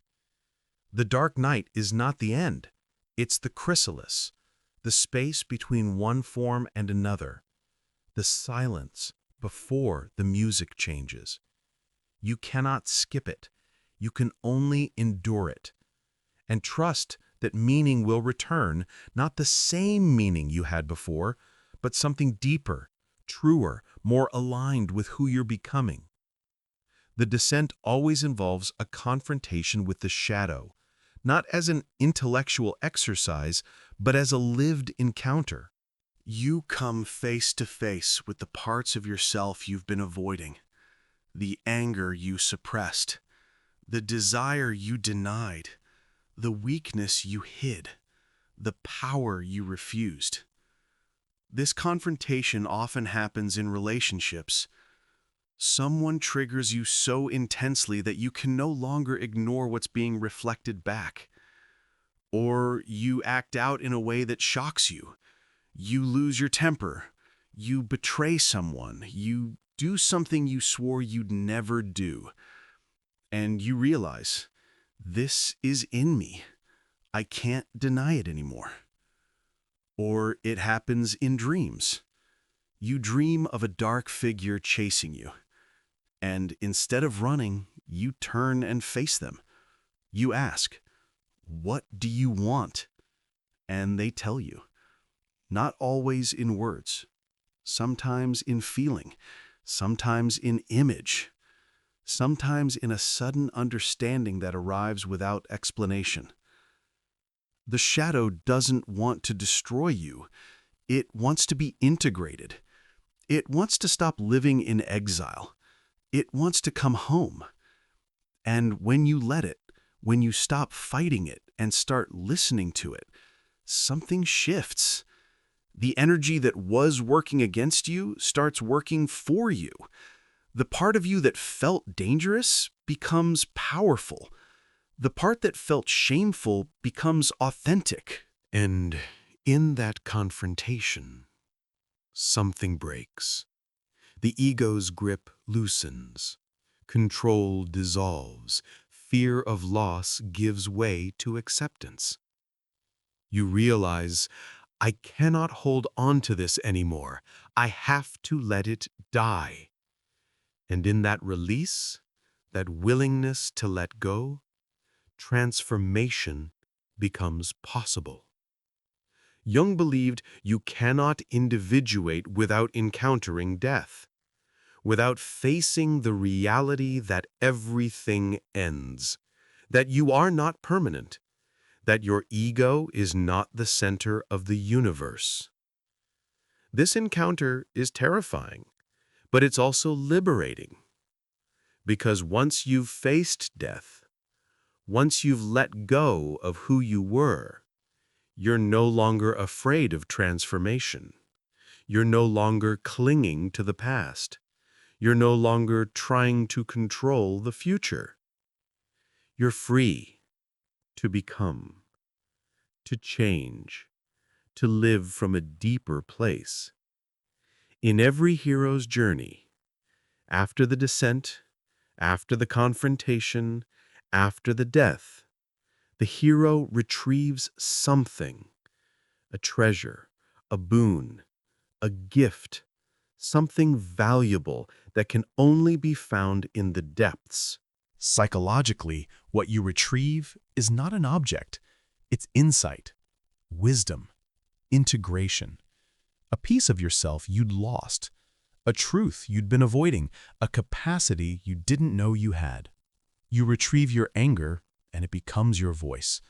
You retrieve your grief, and it becomes your compassion. You retrieve your vulnerability, and it becomes your intimacy. You retrieve your wildness, and it becomes your creativity. You retrieve the shadow, and it becomes your depth. You retrieve the wounded child, and it becomes your tenderness. You retrieve the abandoned potential, and it becomes your purpose. What you thought was lost in the depths was actually waiting to be found. The descent is not a fall. It's a retrieval mission. You go down to bring something back, something essential, something you need to become whole. And once you have it, once you faced what you needed to face, integrated what you needed to integrate, the descent begins to shift. The darkness begins to lighten. The weight begins to lift. The path forward begins to clarify. Not all at once, but gradually. Like dawn breaking after a long night. You're not the same person who began the descent. You've died and been reborn. And now you're ready for the final movement, the return. The descent is complete. Now comes the harder part, learning to live in the world as someone transformed. There is a moment, quiet, unannounced, easy to miss, when the descent becomes an ascent, when the chaos starts to settle, when the pieces begin to cohere, when something that was fragmenting starts to integrate. You're not fixed, you're not finished, you're not suddenly enlightened or permanently healed, but something has shifted. Something has reorganized, and you begin to sense that you're moving towards something instead of just falling away from what you were. Jung called this individuation, the lifelong process of becoming who you truly are beneath conditioning, fear, imitation, and expectation. Not who you should be, not who others need you to be, not who you were taught to be. Who you are, beneath all of that. This is the central task of the second half of life, and for some, it begins much earlier, the moment they realize they've been living someone else's life and can no longer tolerate the dissonance. Individuation is not self-improvement. It's not optimization. It's not becoming better, faster, stronger, more successful. It's becoming real. Before we go deeper, let's be clear about what individuation is not. It's not individualism. It's not becoming separate, isolated, or superior. It's not rejecting community or relationships or responsibility. It's not selfishness. It's not prioritizing your desires at the expense of others. It's not using authenticity as an excuse to harm people. It's not a destination. It's not a state you achieve and then maintain forever. It's not enlightenment or perfection or the end of struggle. It's not narcissism. It's not endless self-absorption or navel-gazing or using psychology as a way to avoid life. Individuation is something subtler, more grounded, more relational than any of these distortions. It's the process of becoming differentiated, learning who you are as distinct from your family, your culture, your roles, your conditioning, while remaining connected to the larger whole. It's becoming uniquely yourself and recognizing your place in the collective. It's honoring your individual truth and your responsibility to others. It's the integration of opposites, self and other, inner and outer, personal and universal. Jung observed that life has two distinct psychological phases, and most people are unprepared for the transition between them. The first half of life, roughly from birth to midlife, is about building an identity, building a career, building relationships, building security, establishing yourself in the world. The ego is dominant in this phase. You're focused outward, you're adapting to society's demands, you're proving yourself, you're achieving, you're constructing a life. And this is necessary. You need a strong ego to function in the world. You need skills, competence, relationships, stability. But somewhere around midlife, though for some it comes earlier, for others later, the psyche shifts. The goals that once motivated you start to feel empty. The achievements that once satisfied you leave you hollow. The identity you built starts to feel like a costume. And you begin to ask different questions. Not what do I want, but who am I? Not how do I succeed, but what does my life mean?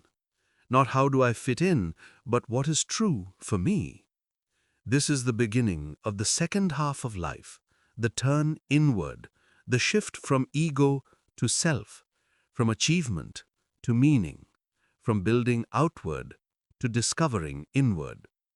Jung believed this transition is one of the most important and most difficult passages in human development, because it requires you to let go of what you spent the first half of your life building.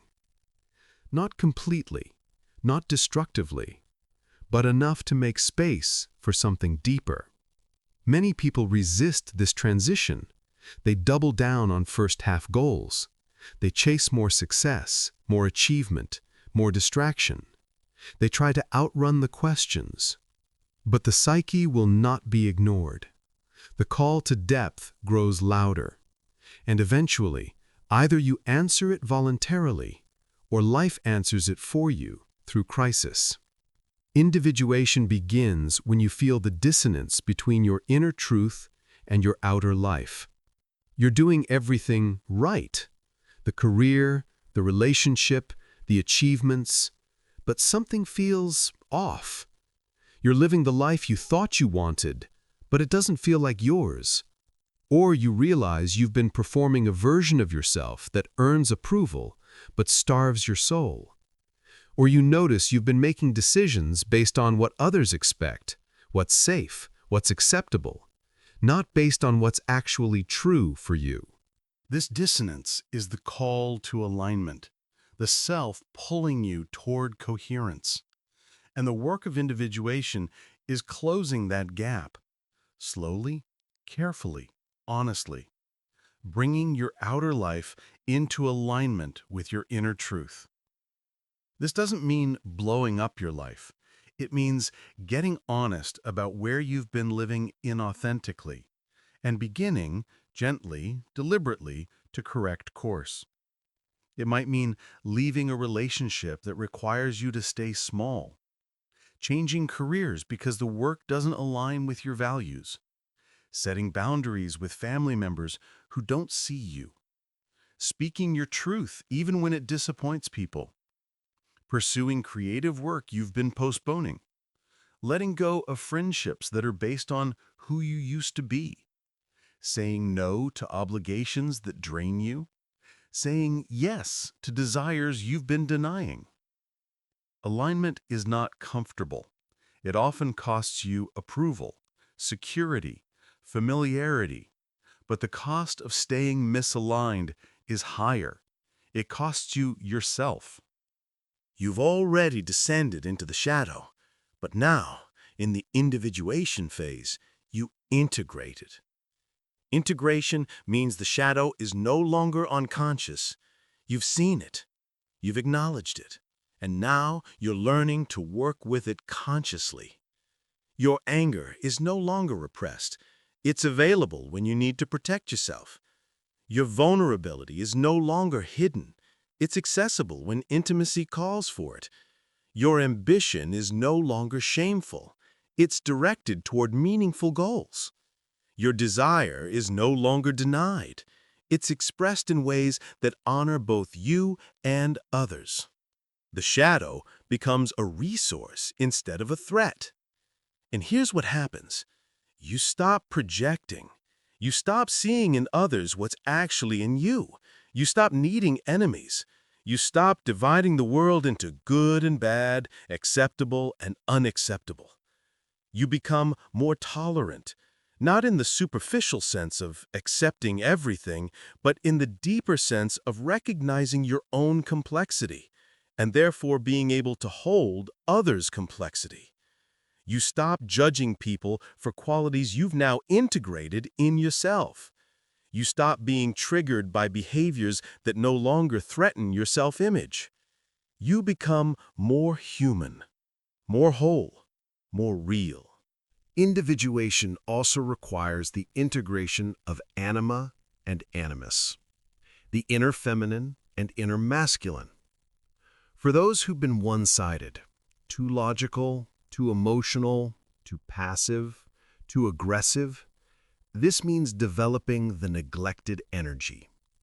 If you've been all animus, structure, logic, control, you learn to soften, to feel, to receive, to trust intuition, to allow flow.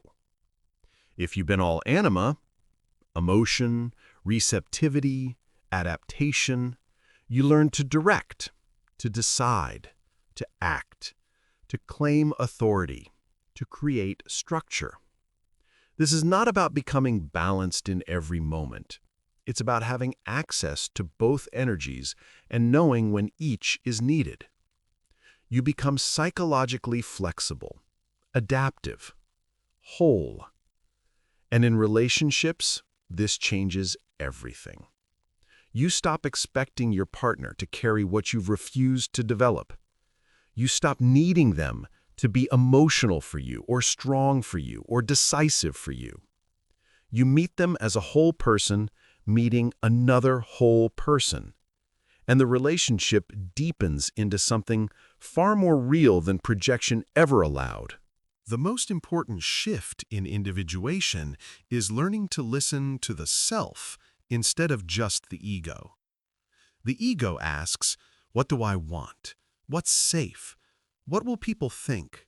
How do I maintain control? The self asks, what is true? What is mine to do? What does my soul need? What is the next step on my path?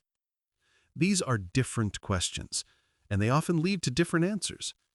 Learning to hear the self requires developing a relationship with your inner voice, your intuition, your dreams, your felt sense of rightness. This voice is quiet. It doesn't argue. It doesn't shout. It doesn't compete with the noise of the world. It simply says, this way, not that way. And learning to trust it is one of the hardest things you'll ever do, because it often leads you away from safety, away from approval, away from what makes sense to others. But Jung believed, the self knows your path better than your ego ever will. Your ego can manage your life, but only the self can guide you toward your life's meaning. There is one shift, one moment that marks a true turning point in individuation. The moment you stop abandoning yourself. You stop leaving yourself in arguments. You stop shrinking in relationships. You stop silencing your truth to keep peace. You stop betraying your needs to earn love. You make a quiet, internal commitment. I will no longer leave myself for anyone. Not in anger, not in defiance, just in quiet dignity. This doesn't mean becoming selfish or uncaring. It means recognizing that you cannot give from an empty well, that you cannot love others authentically if you're betraying yourself. When you stop abandoning yourself, you speak more truthfully, you love more sincerely, you stop seeking validation, you stop fearing rejection, you stop negotiating your worth, you stop explaining your existence. You simply live as a whole person, not performing, not defending, not justifying, just present, just real, just yourself. And once this shift happens, there's no going back. Not because you're stubborn, but because your psyche refuses to live in a smaller shape again. Individuation is not free. It costs something. Often, it costs a lot. You might lose relationships that were based on your old identity. Friends who related to the person you were performing, not the person you actually are. You might disappoint family members who need you to stay in your assigned role. The responsible one, the accommodating one, the strong one, the one who never makes waves. You might lose the approval of communities that valued you for conforming, not for being real. You might lose the sense of belonging that came from fitting in, from not asking hard questions, from going along. Jung saw this pattern constantly. People who individuated often became lonely, not because they were isolated, but because they were no longer willing to participate in inauthentic connection. They'd rather be alone than perform. They'd rather have depth with a few than superficiality with many. This is the cost, and it's real, and it's painful. But Jung believed the cost of not individuating is higher. It costs you yourself. It costs you meaning. It costs you the chance to live from your depths instead of your surface. You can survive without individuating, but you cannot truly live. One of the most important truths Jung taught, you cannot individuate in isolation. Individuation is not a solitary journey. It happens in relationship, with others, with the world, with the collective. Because becoming yourself is not about separating from others. It's about learning to relate to others as your authentic self. You discover who you are through encounter, through conflict, through love, through projection withdrawn, through being seen and seeing in return. Intimate relationships are particularly powerful for individuation because they expose everything you've been hiding, from others and from yourself. Your partner becomes the mirror. They trigger your shadow. They activate your projections. They show you where you're still performing, where you're still afraid, where you're still not showing up fully. And if both people are committed to individuation, if both are willing to do the work, the relationship becomes a crucible, a place where both people are constantly called to become more real, more honest, more whole. This is not comfortable. Individuated relationships are not easy. They require constant truth-telling, constant self-examination, constant willingness to be wrong, to be seen, to be challenged. But they're also the most real, the most alive, the most meaningful. Because you're not relating to projections, you're relating to people. Jung also insisted individuation does not mean rejecting the collective. It means finding your unique place within it. You're not becoming an island. You're becoming a distinct note in a larger symphony. The collective needs individuals. It needs people who have done their inner work, who know who they are, who can contribute from their depths instead of their conditioning. A society of unindividuated people is a society of conformity. Everyone performing roles, everyone following scripts, everyone afraid to deviate. But a society of individuated people is a society of creativity, diversity, innovation, depth. People bringing their unique gifts, people speaking their unique truths, people living from their authentic centers. Your individuation serves the collective, not by making you special, but by making you real. And when you're real, you give others permission to be real. You model what's possible. You show that you can survive authenticity, that you can live from your depths, that you can be yourself and still belong. Jung also insisted individuation does not mean rejecting the collective, it means finding your unique place within it. You're not becoming an island, you're becoming a distinct note in a larger symphony. The collective needs individuals. It needs people who have done their inner work, who know who they are, who can contribute from their depths instead of their conditioning. A society of unindividuated people is a society of conformity. Everyone performing roles, everyone following scripts, everyone afraid to deviate. But a society of individuated people is a society of creativity, diversity, innovation, depth. People bringing their unique gifts, people speaking their unique truths, people living from their authentic centers. Your individuation serves the collective, not by making you special, but by making you real. And when you're real, you give others permission to be real. You model what's possible. You show that you can survive authenticity, that you can live from your depths, that you can be yourself and still belong. Jung's most famous line, "The privilege of a lifetime is to become who you truly are. Not who you should be, not who you were told to be, not who would make others comfortable. Who you are, beneath all the layers, beneath all the conditioning, beneath all the fear. This is the privilege, and it's also the work. You don't arrive at yourself.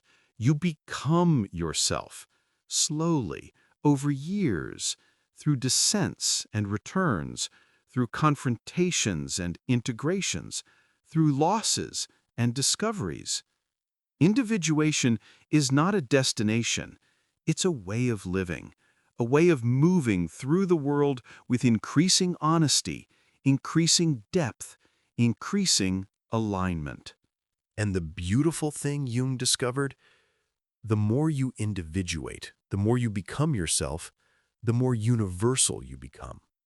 Because at the deepest level, your individual truth touches something archetypal, something collective, something that resonates with every human being who has ever tried to live authentically.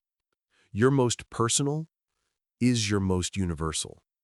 When you speak from your depths, you speak for everyone who has ever felt what you feel.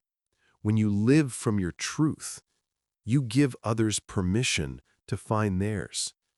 This is the paradox of individuation. The more yourself you become, the more connected you feel to all of humanity, because you're no longer performing. You're no longer hiding. You're no longer afraid. You're just human, fully, deeply, really. And that's enough.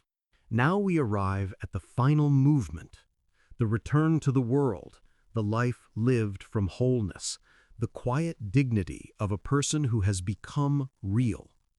There comes a moment, so subtle you might miss it, when you realize you've stopped fragmenting.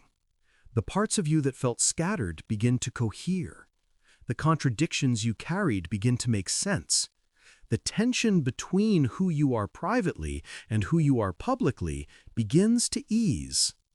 Not because you've resolved everything, not because you've figured it all out, not because you're finished, but because you've integrated enough, you've faced enough, you've reclaimed enough. And now, for the first time in a long time, maybe for the first time ever, you feel whole. Not perfect, not healed of every wound, not free of every fear, but whole, present, real, yourself.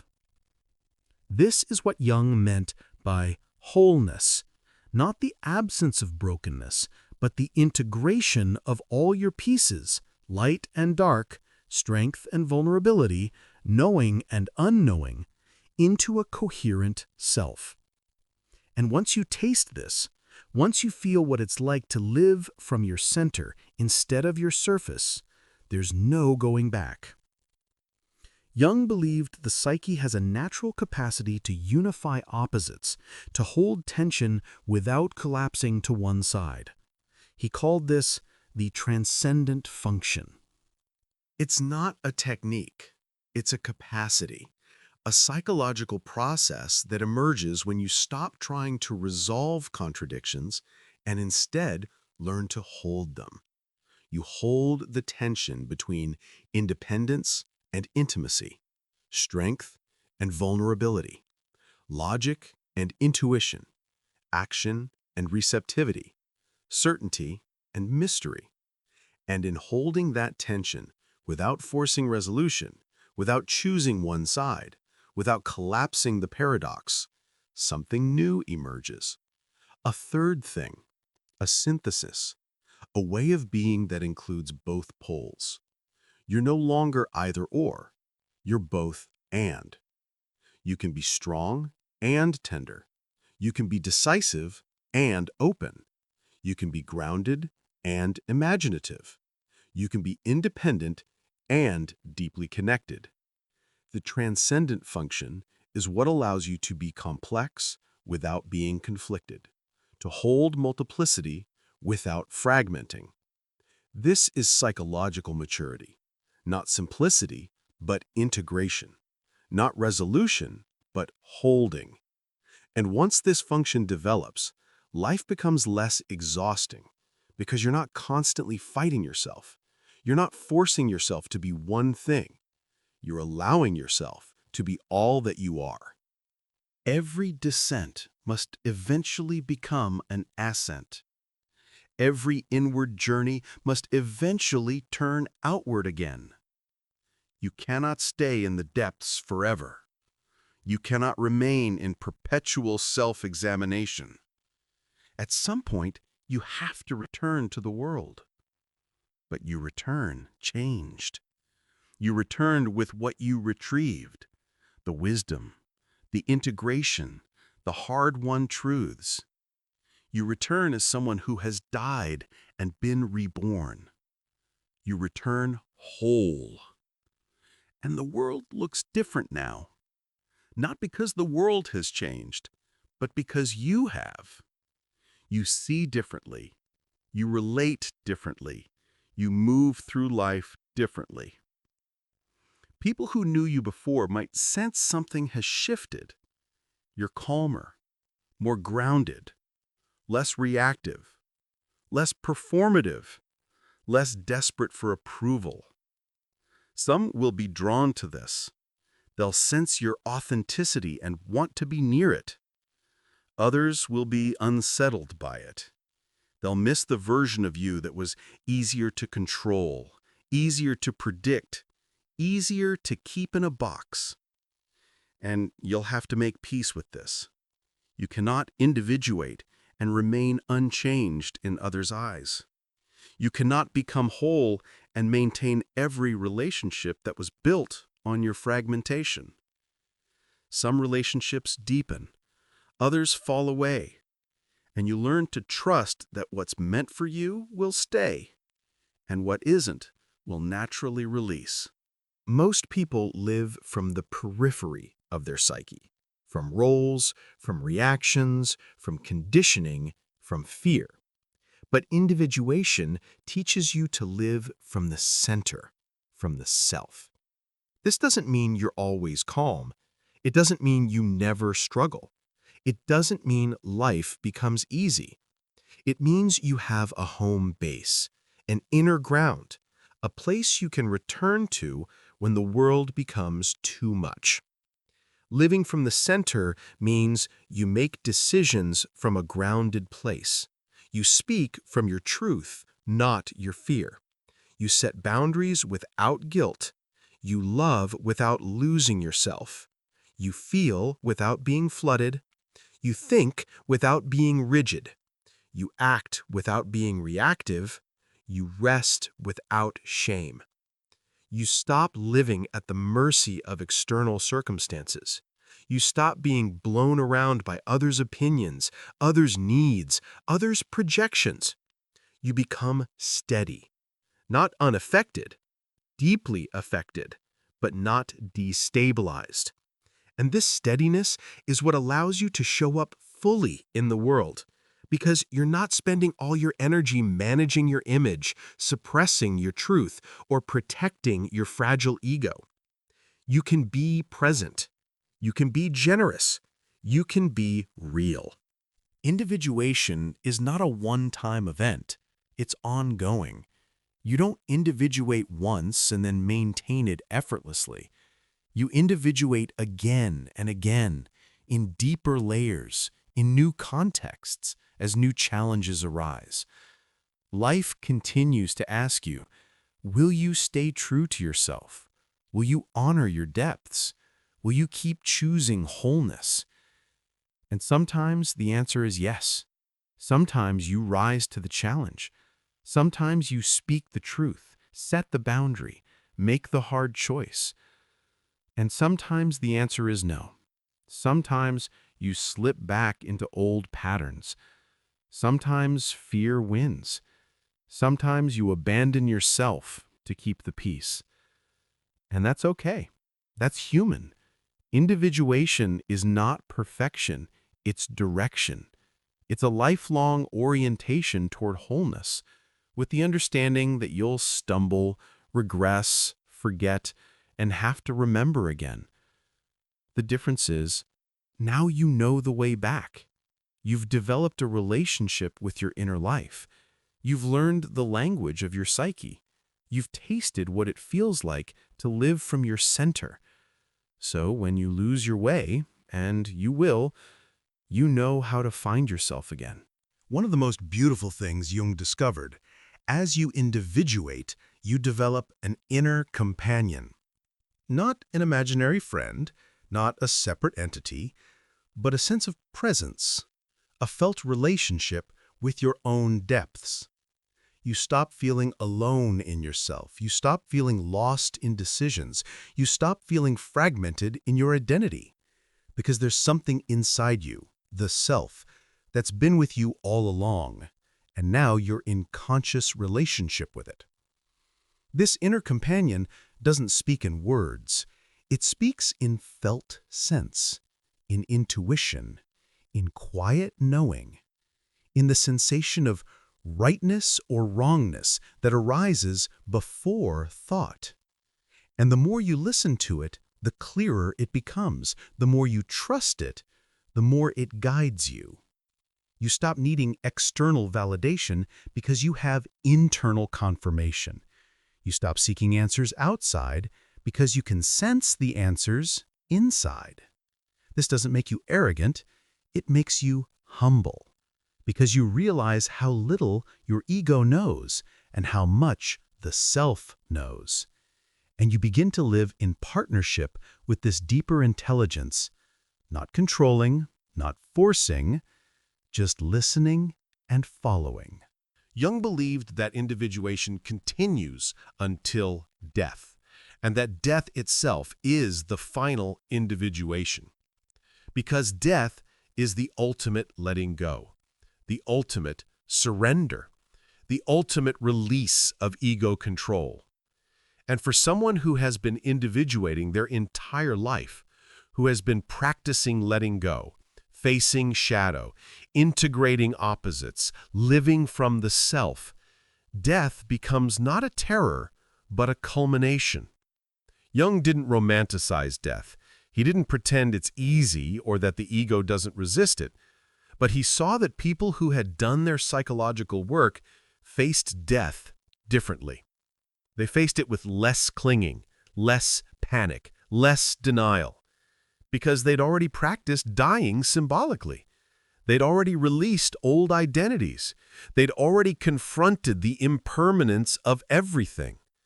Death was not a stranger. It was the final teacher. And in this sense, individuation is preparation for death, not morbidly, but realistically. You learn to hold everything lightly. You learn that you are not your achievements, your relationships, your body, your ego. You are something deeper, something that has been unfolding your entire life, something that death cannot touch in the same way it touches the body. Jung wasn't religious about this. He wasn't making claims about an afterlife. He was simply observing. The psyche behaves as if it's preparing for something beyond ego dissolution. And whether that means continuation or simply peaceful acceptance of ending, the result is the same. Less fear, more presence, more readiness to release. So what does it mean to live a whole life? Not a perfect life, not a successful life by external measures, a whole life. It means you didn't abandon yourself.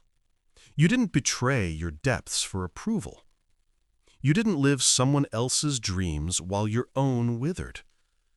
It means you faced your shadow instead of projecting it. You integrated your wounds instead of passing them on. You reclaimed your unlived life instead of carrying it as regret. It means you listened to your dreams. You honored your intuitions. You trusted the self even when it led you away from safety. It means you loved from wholeness, not from need. You related to people as they are, not as projections. You showed up authentically, even when it cost you. It means you made mistakes. You hurt people. You failed. You fell. But you owned it. You learned from it. You kept becoming. A whole life is not a life without suffering. It's a life where suffering becomes meaningful, where pain becomes transformation, where loss becomes depth. A whole life is not a life without contradiction. It's a life where you hold the contradictions consciously, where you're both strong and vulnerable, both independent and connected, both knowing and wondering. A whole life is not a life that looks impressive from the outside. It's a life that feels true from the inside. And that feeling, that sense of alignment, of coherence, of living from your center, that's the only validation that matters. Not awards, not achievements, not others' approval. Just the quiet knowing. I am living my life. Not the life I was handed, not the life I was expected to live. Mine. In every hero's journey, the hero returns with a gift, something valuable retrieved from the depths that serves the community. For you, the gift is not an object. It's yourself, your wholeness, your authenticity, your psychological maturity. You bring back the capacity to hold paradox without collapsing, the wisdom that comes from facing your shadow, the depth that comes from grieving your losses, the strength that comes from owning your vulnerability, the clarity that comes from listening to yourself, the presence that comes from no longer performing. And this gift serves others, not through preaching or teaching or trying to fix anyone, But through modeling, through being, through showing that it's possible to live authentically, to face your depths, to become whole without becoming perfect. Your presence gives others permission. Permission to stop performing. Permission to be complex. Permission to do their own inner work. You don't save anyone. You don't rescue anyone. But you show them it's possible. And that's enough. So, what does an individuated life actually look like in practice? It's not dramatic. It's not mystical. It's not a constant state of bliss or enlightenment. It looks like ordinary moments lived with extraordinary presence. You're washing dishes, and you're actually there. You're walking, and you're actually feeling your body. You're talking to someone, and you're actually listening. Relationships grounded in reality, not projection. You see people as they are. You don't need them to be different. You don't need them to complete you. You can love them and let them be whole. Decisions made from inner clarity, not outer pressure. You know what's yours and what's not. You can say no without guilt. You can say yes without fear.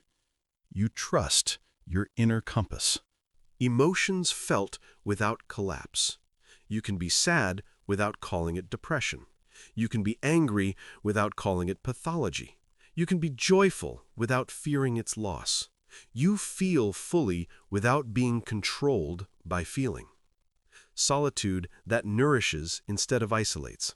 You're not lonely when you're alone. You're in relationship with yourself. You can be your own good company. Work that serves something deeper than ego. You're not chasing validation. You're not proving your worth. You're expressing something real, contributing something meaningful. Acceptance of what cannot be changed. You're not at war with reality. You can grieve what was lost without bitterness. You can accept limitations without resignation. Continued becoming without self-rejection. You're not trying to fix yourself. You're not trying to optimize yourself. You're allowing yourself to unfold, to change, to keep becoming. It looks like dignity. Quiet self-respect that doesn't need to announce itself. Groundedness that doesn't need to prove anything. Authenticity that doesn't need to perform. It looks like a person who has done their work, who has faced their depths, who lives from their center, not perfect, not enlightened, just real. And that realness, that wholeness, is what the world desperately needs. As you individuate, death stops being something you avoid thinking about and becomes something that gives life meaning. Jung believed that confronting mortality is essential to psychological maturity, not morbidly dwelling on death, but acknowledging it, letting it inform how you live. When you remember you will die, you stop postponing what matters. You stop wasting time on what doesn't. You stop living for approval that won't matter when you're gone. You start living from what's actually true for you. Death awareness doesn't make you depressed. It makes you present.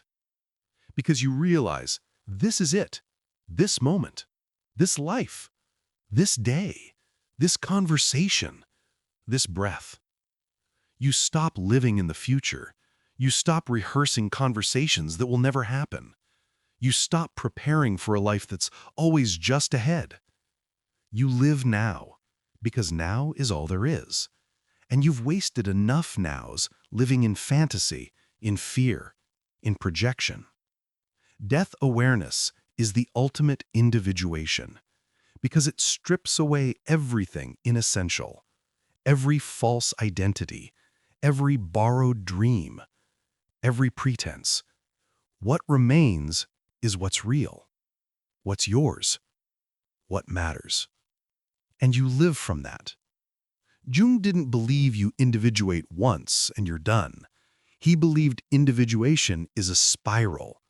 You return to the same themes again and again. The shadow, the wound, the pattern, the fear.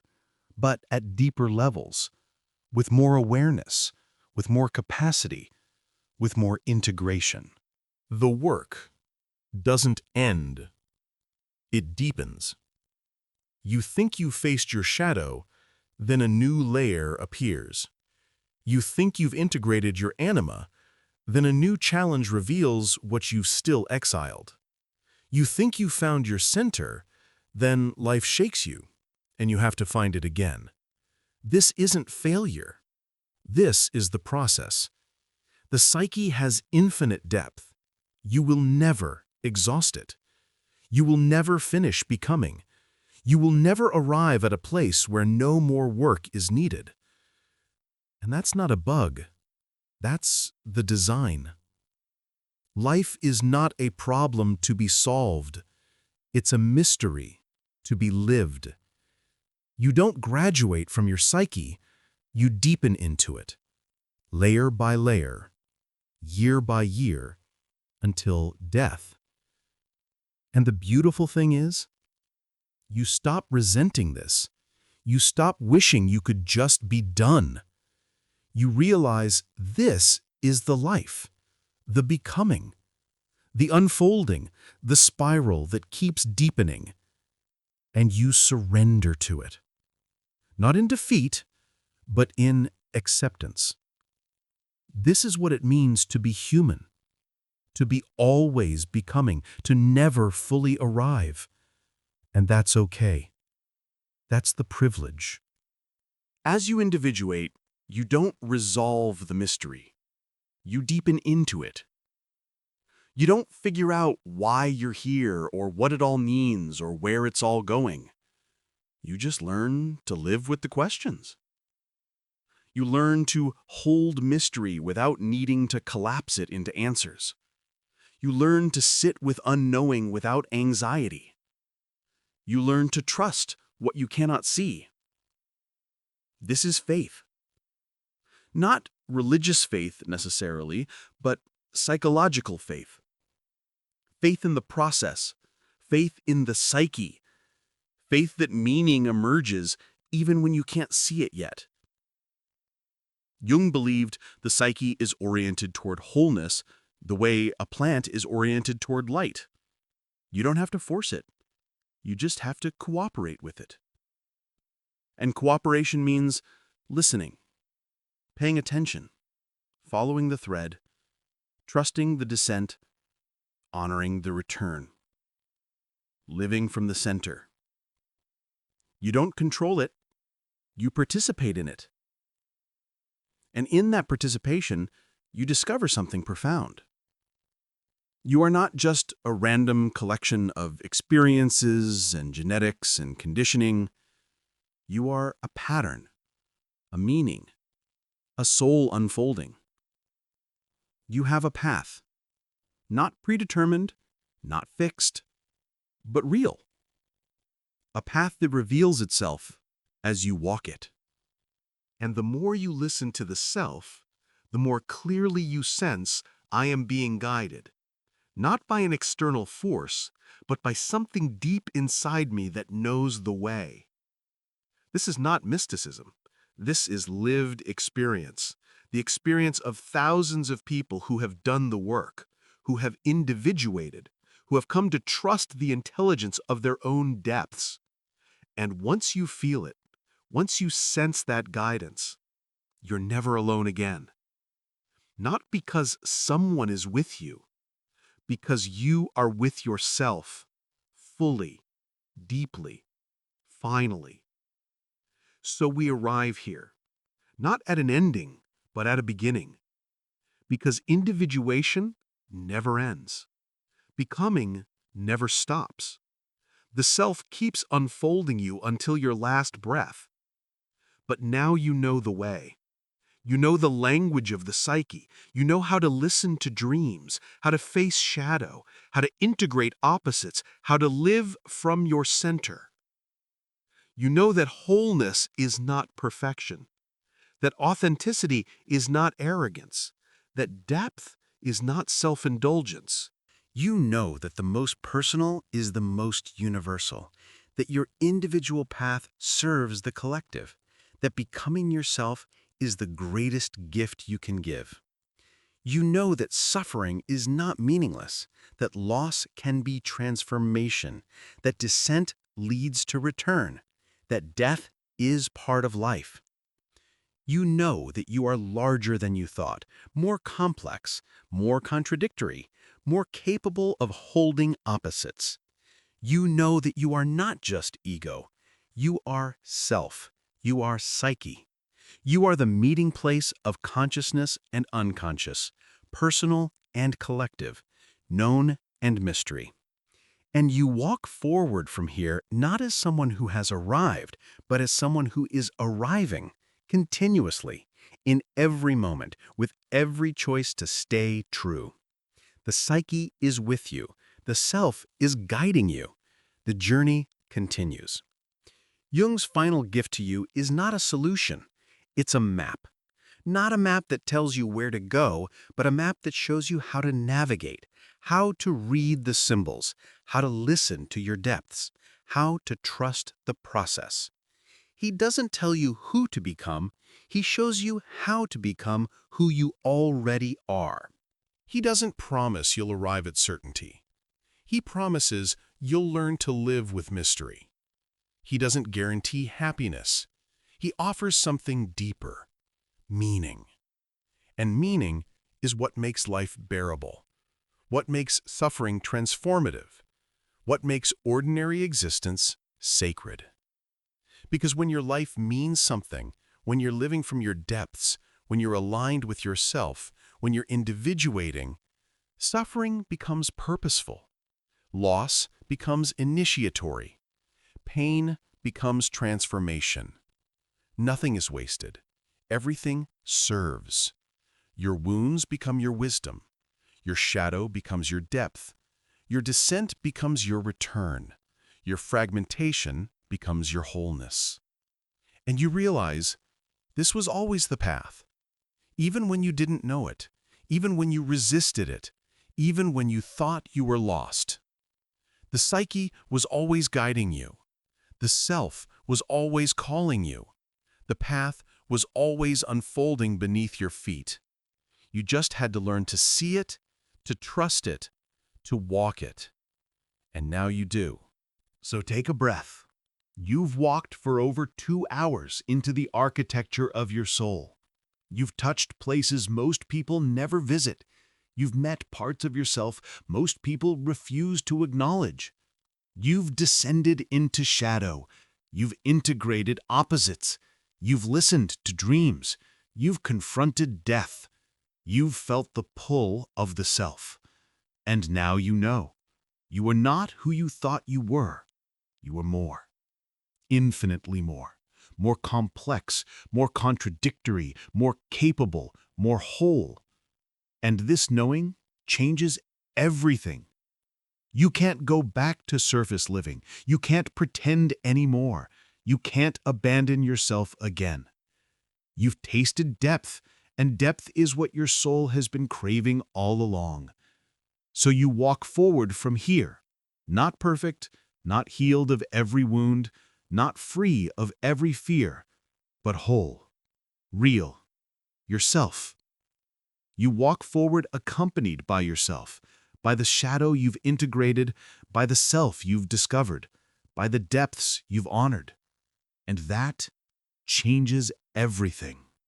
The privilege of a lifetime is to become who you truly are.